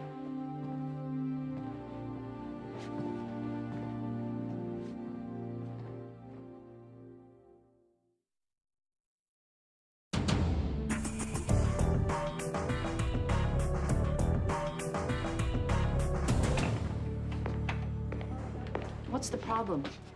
I'm not trusting them to tell me what gives. What gives is this. We find your friend, you send him based on information that you provide us with, I recommend a suspended sentence. If you find him based on anything else, cross your fingers. Hope for the best. I already provide. You gave up 2 addresses where no one was home. What, is my fault? No. The gun and the stolen merchandise are your fault. Now you want those to go away, you gotta help us find them. I take big risk here. If you weren't taking a risk, we wouldn't be talking to you. Now, either you tell us what you know or stop wasting our time. You bring girls from Russia. Even he's hiding, you might go check up on them. All right, where do we find these girls? He don't tell me where his girls. That's not very much help, is it? I know he has deal with Coventry Hotel where he sends girls. A deal with who at the Coventry? His name Maklin. I meet him before Sergei. I put them together. It's good now? We'll see.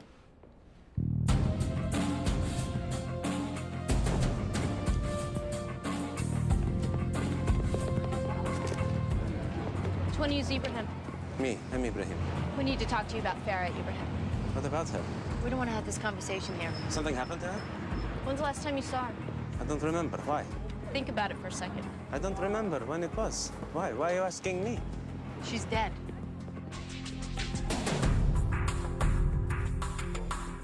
How can you think I killed this woman? We don't think anything. We're talking to everyone who knew her. What time did you get to work this morning? 6:30. Is there anyone who can confirm that? It was the driver from the Times. And there was Sammy who works at the newsstand. Unless you think because he's Arab, he'd lie. We don't think anything like that. Did you try to persuade Farah not to get married? Yes. She went through with it, though. She honored her parents. She did what they told her to do. I was in no position to offer what Amar could, so I had to accept it, that this is the way it was going to be. You weren't happy about it, though. No, I was not happy about it. But I understand the difficulty of her position, so I tried to be a friend only. You picked up and came to the United States because you wanted to be friends with her. Come on, Ibrahim, that's not even vaguely credible. I came here to win her back. When I can't do that, I satisfy myself to be a friend only. Also to better myself in the way that others do. Is that what the phone calls and the visits were? Being a friend only? Yes. She needed a friend. For Ammar, his most treasured possession was his taxi medallion. Farah was a distant second. That must have made it frustrating for you to live with the fact that she was his. Many things are frustrating. You learn to accept them as God's will and go about your business. Is that what you did? Yes. Think whether or not you want to be lying about accepting God's will, Ibrahim. Not to mention about your relationship with a murder victim. That's how people become suspects. They lie.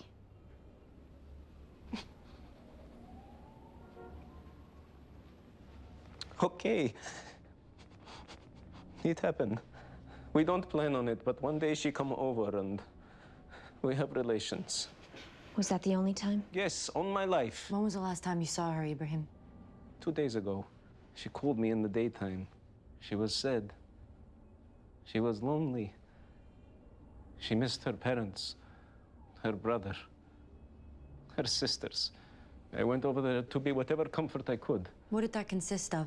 Drinking tea and talking, that's all. Ammar came home early and decided it was something else entirely. How do you know that? He cursed me, he made accusations about both of us. She called me the next day in tears and said it kept up through the night.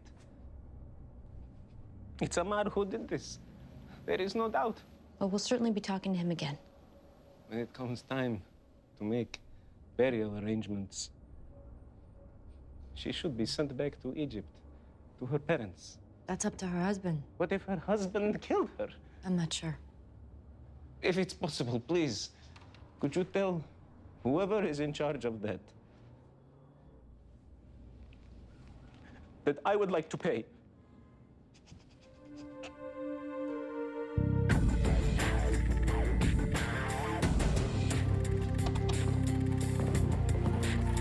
Mr. Macklin? What can I do for you, gentlemen? We're looking for Sergei Yesenin. Is he a guest? No, he's the pimp you work with. I don't know what you're talking about. How loud do you want this conversation to get? Could we talk over here?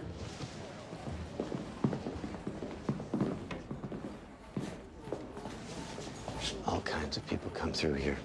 All kinds of people drop names. If you tell us you don't know this guy, we're gonna take you out of here in cuffs. What's going on here, guys? There's working girls going up to hotel rooms, something we're cracking down on now? It's illegal. We can crack down on it whenever we want. Okay, sorry. Nobody told me. I'm the guy guests ask when they want one, so I have the contacts. Now I won't do it anymore. The girls Sergey sends over, where does he keep them? That I wouldn't know. All right, turn around. What? Wait. They come here. I don't send people there. You never got thrown a free one? Never. You're lying. Turn around. Can I tell you something?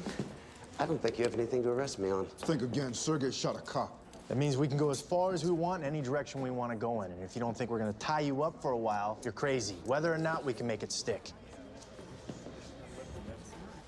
You know, this guy scares me to death. The sooner we lock him up, the sooner he stops being a threat. Is he gonna find out it comes from me? Not from us.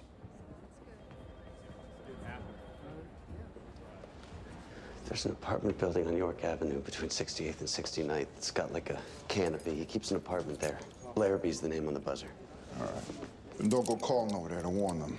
What, are you crazy? I'm not looking to piss you guys off, believe me.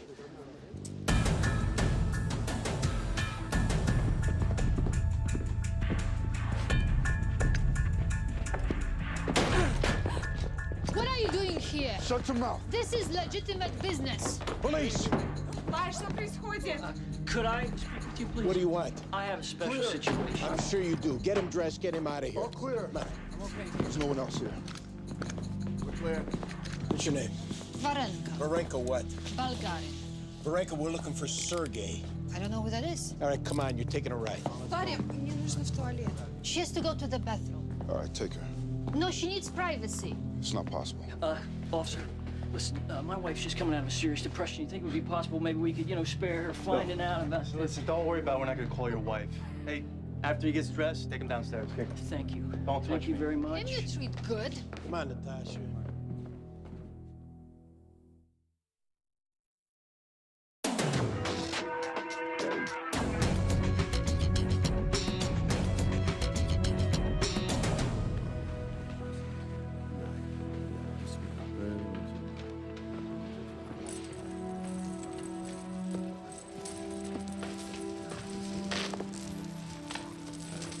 we're not interrupting. It's all right. This is where you come to pray? This is where I come most days when I'm working. And I can't get to the mosque up on 96th Street. I came today to forget. It's not like most days. We spoke to Ibrahim. Did he admit to killing her? No. You said the last time you saw him was a month ago. Something like this, yes? He said it was 2 days ago. He said you came home, found him there, and got pretty angry. You accused him and your wife of having an affair. It's true. You're gonna have to come with us now, Mr. Amar. Why? Because we want to talk to you some more. I don't want to talk to you anymore. I lost my wife today. Please, give me consideration to allow me to be by myself. Sorry.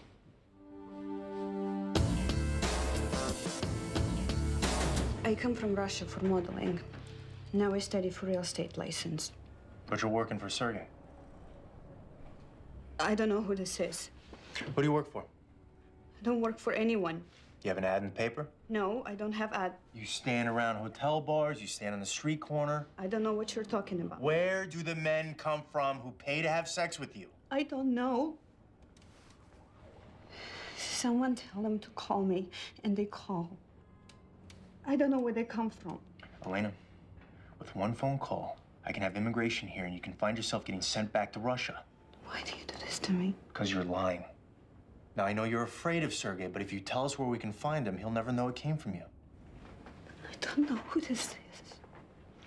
I study to be stockbroker.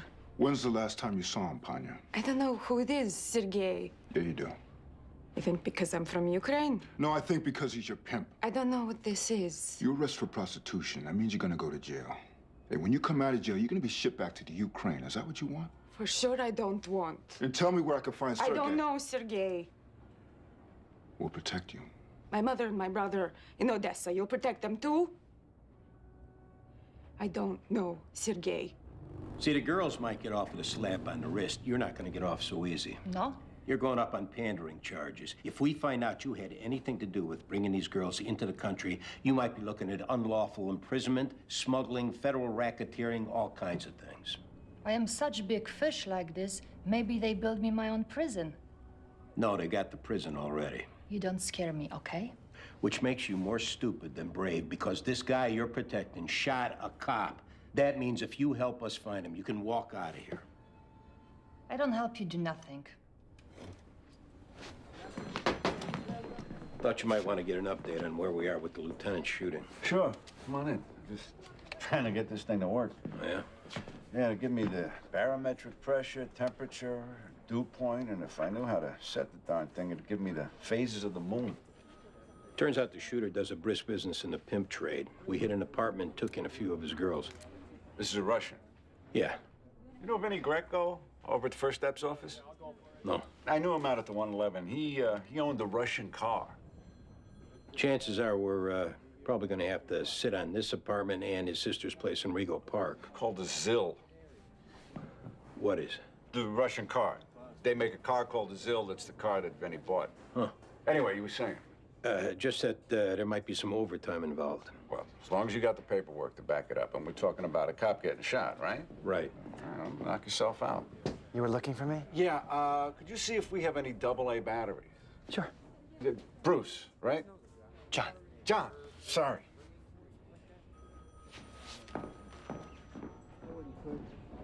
I'll keep you posted. Yeah, sounds good.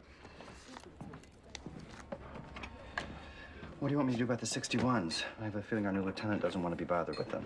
Just leave them with me.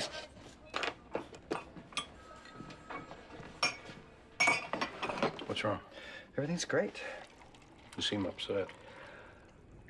I guess I just don't see this place as one big Lego set where people are interchangeable. John, people move around, people retire. It's not all that unusual what's happening. I know. I always make the mistake of getting overly attached.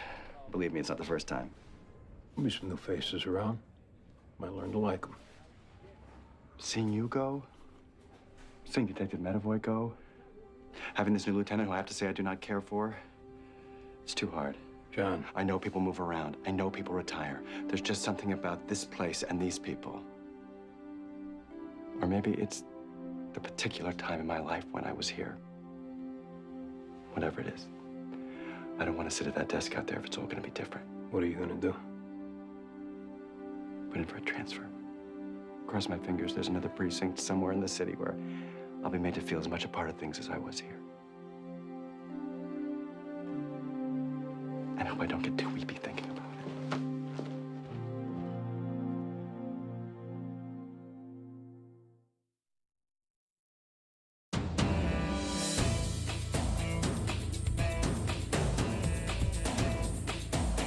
How come you couldn't meet a girl here in New York? I wanted a Muslim girl. There's Muslim girls here. It's not your business why I do this. Unfortunately, it is our business, Mr. Amar. We're detectives investigating your wife's murder.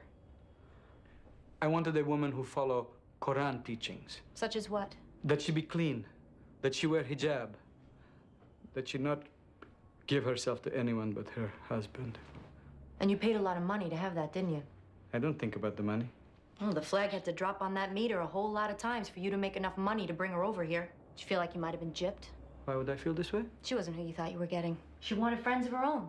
She missed her parents. Maybe she wanted to leave the apartment without the hijab. She never go out without her hijab. Maybe she didn't want children, Mr. Amar. Maybe she wouldn't have sex with you. Don't speak of these things. And maybe you found out that she'd given herself to another. You think all women are like you? Unable to resist temptation? Unable to remain clean even if the world around them is unclean? She was unclean herself, in your mind at least. She had given herself to another. And as bad as she might have felt about it, there was no undoing that. Maybe she didn't feel bad enough. Maybe she didn't feel bad at all. I don't say anything else to you. I don't talk to you anymore.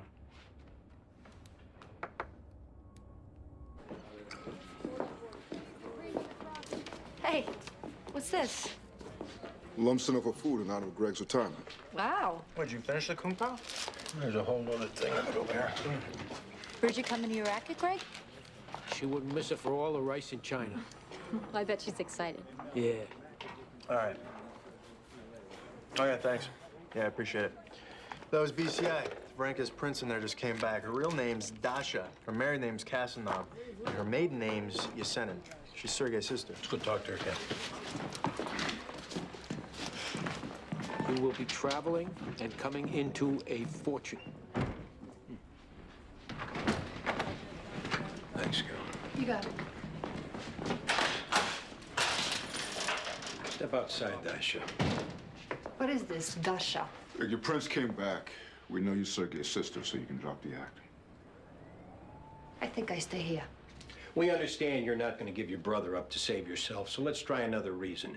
Us going to pick him up is his best shot at coming out alive. Because you care so much for his welfare. You may find this hard to believe, but I actually prefer not killing someone I'm going to arrest. I do find hard to believe. There's cops all over the city looking for him. He's not gonna be able to stay hidden forever. And when they find him, same thing's gonna happen that happened the last time. He's gonna come out guns blazing, and now they're gonna be ready for him. He's as good as dead. So what will you do different? Well, hopefully we'll be able to talk him into surrendering peacefully. There's no guarantee that he'll do it. What is a guarantee is that we're going to do everything we can to avoid hurting him. Now, that is not the case with every cop in the city. But we need your cooperation. Why should I trust you? Because we're telling you you can. We're not going to get ourselves killed. We're not going to get innocent bystanders killed. But unless your brother leaves us absolutely no choice, we're going to bring him in unharmed.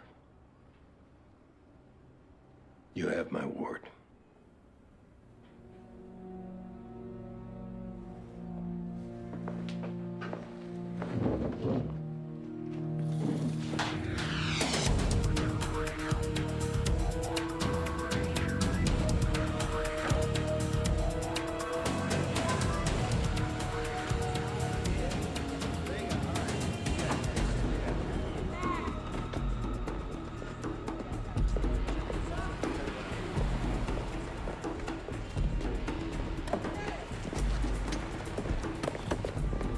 Hold it, Sergei! He's coming! Hold it, hold it! Hold your fire! Watch it! Take it easy, Sergei, take it easy! Now, there's 5 cops out here. You're not gonna get away. Throw your gun out. Say you can kill me? Nobody's looking to kill you. Now, we talked to your sister. She called you because more than anything, she wants you to get out of this alive. Even if it's in prison, she wants to visit you, write to you, look forward to the day when you get out. I gave her my word that I would try to take you alive. Don't make her have to identify your body.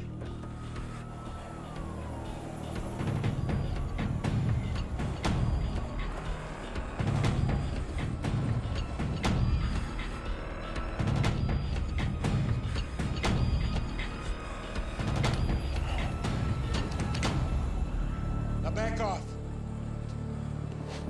Back off! Come on, get out. Get the gun.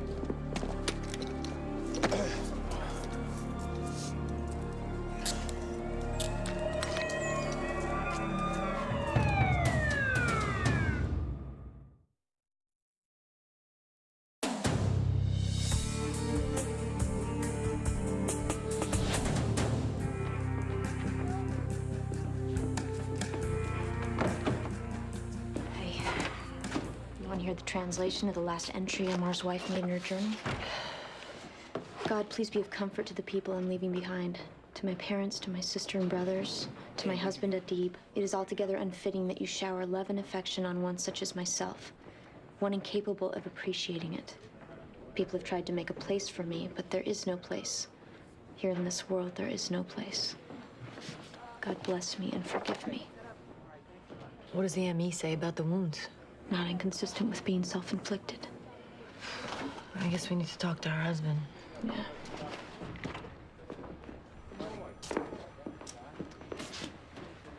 We just got your wife's journal back from the police department translator. You might want to read her last entry.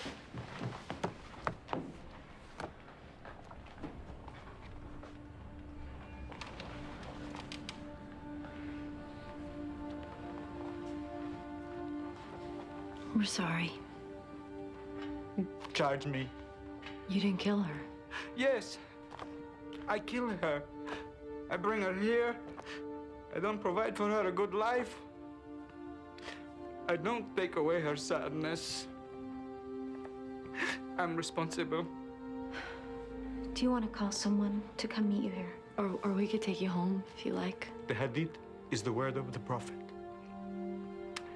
It says in Hadith, if someone takes their life by stabbing themselves with a piece of iron, they will be stabbing themselves forever in hellfire. This is why charge me. For our parents, at least not to know. We can't charge you with a crime you didn't commit. For our parents.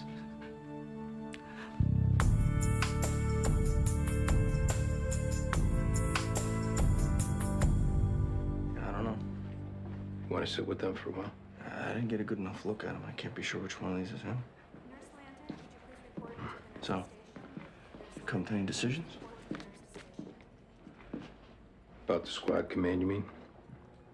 You want me to make the phone call? I guess the theory is someone from within a command reduces the transition period. Is that a yes? If you were to make the call and things played out, which I understand is a long shot, I guess I could see myself moving into that position. Position of squad commander. Right. Does that mean you want me to make the call? I only want you to do it if you're comfortable doing it. Yes or no? Yeah.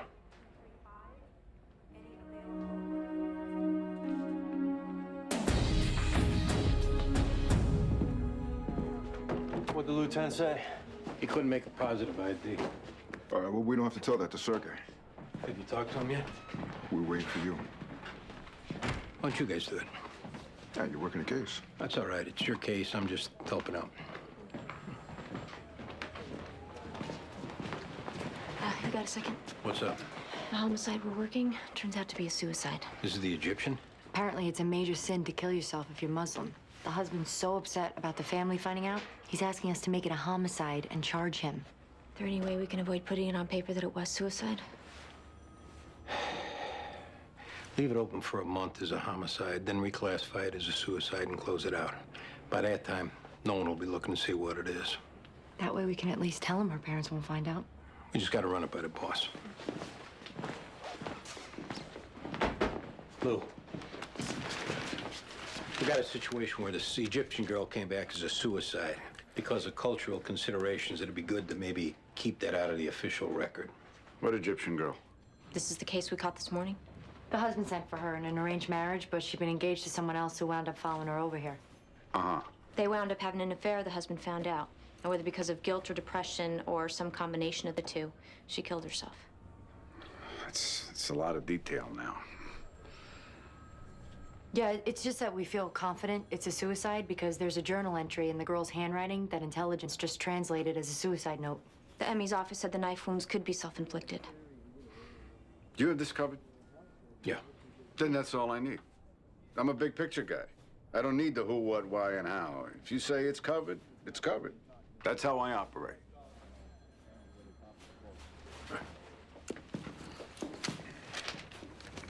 Now, you understand, we don't need you to say anything. The lieutenant picked you out from photographs, and the DA has everything they need to go to trial. Suit yourself. What does this mean, picked me out? It means that he looked at your picture and said, that's the man who shot me. Is a mistake? He was 5 feet away. You think he doesn't recognize you? We know what it was like in that hallway because we were there. A lot of yelling. A lot of guns. Pretty chaotic. You might have squeezed off around without even meaning to. But if that's what happened, you gotta say it. Let's go. What if I don't know he's police? Who did you think he was? I have all kinds of enemies in this country. Okay. So what, you open the door, you see a guy with a gun, you figure he's one of them. Why not? And that's why you shot him. 100%. You're gonna have to write down that you shot him.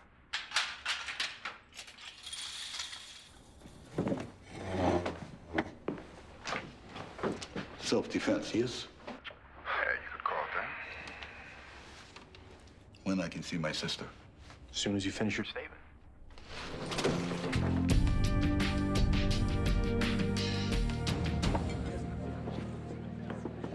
Would anybody notice if we snuck out now? Metavoy might. Oh, Medavoy would definitely notice. We don't have to be the last lead, though. Promise? I promise.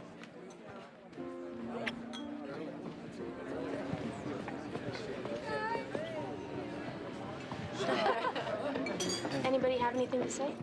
Yeah, I could use a few toasts, huh? To my partner, to my friend.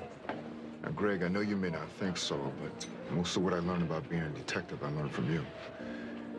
And I'm gonna miss being in that car with you. I'm gonna miss you dumping all the paperwork off on me.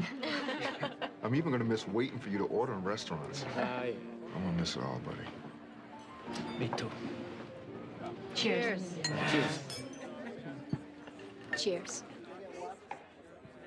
As I look around this table, I realize that you people have been my co-workers, my friends. That's big. As long as I live, I'll never stop being grateful for having worked with you. Here's to you guys, and here's to the guy who invented this job. Here's to you, Greg. Here's to you, buddy. God bless, Greg. Congratulations, Detective. Thanks, Chief. Bridget Schofield, this is Chief Duffy, Chief of Detectives. How do you do? Very nice to meet you. Yeah. Could you excuse me? Come to you for a second. Sure.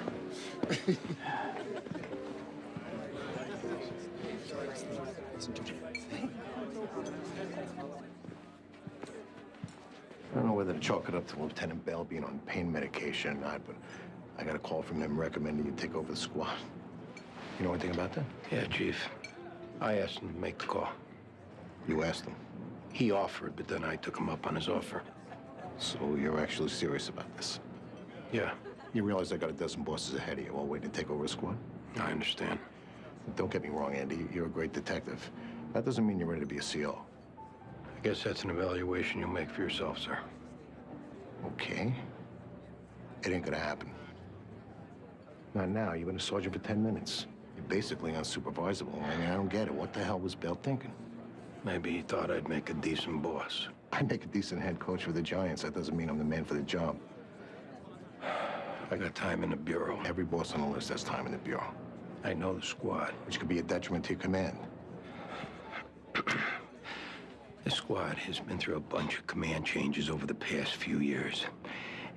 Every time they got to get adjusted to a new boss with a new management philosophy. They can do it. They have done it. Right. But it takes something out of them.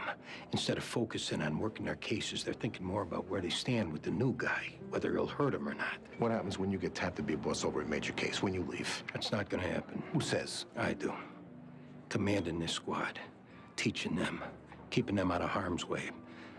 That's my last job. I don't want to go anywhere from there. I'm not looking for any more promotions. There'd be nothing else I'd ever want to do. Anyway, there's more qualified candidates, so be it. You want this job? Yes, sir. They want you on the days, Chief. I'll be right up.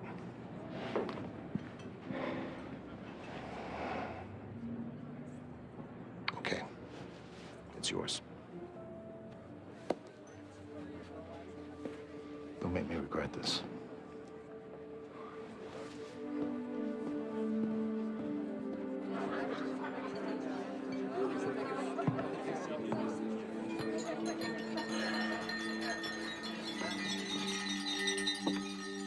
I'd like to thank everyone for coming. This is one of those occasions that's happy and sad both. Happy on account of we're celebrating the careers of Detectives Tommy Doyle, Queens Homicide, Rick Torelli, in the Barrier Section, and Greg Medavoy, 15th Squad. We wish them well as they embark on new endeavors, enjoy their retirement, and so forth. At the same time, we're sad because we're losing the distinguished service these three men provided all these many years. As your chief, I salute you.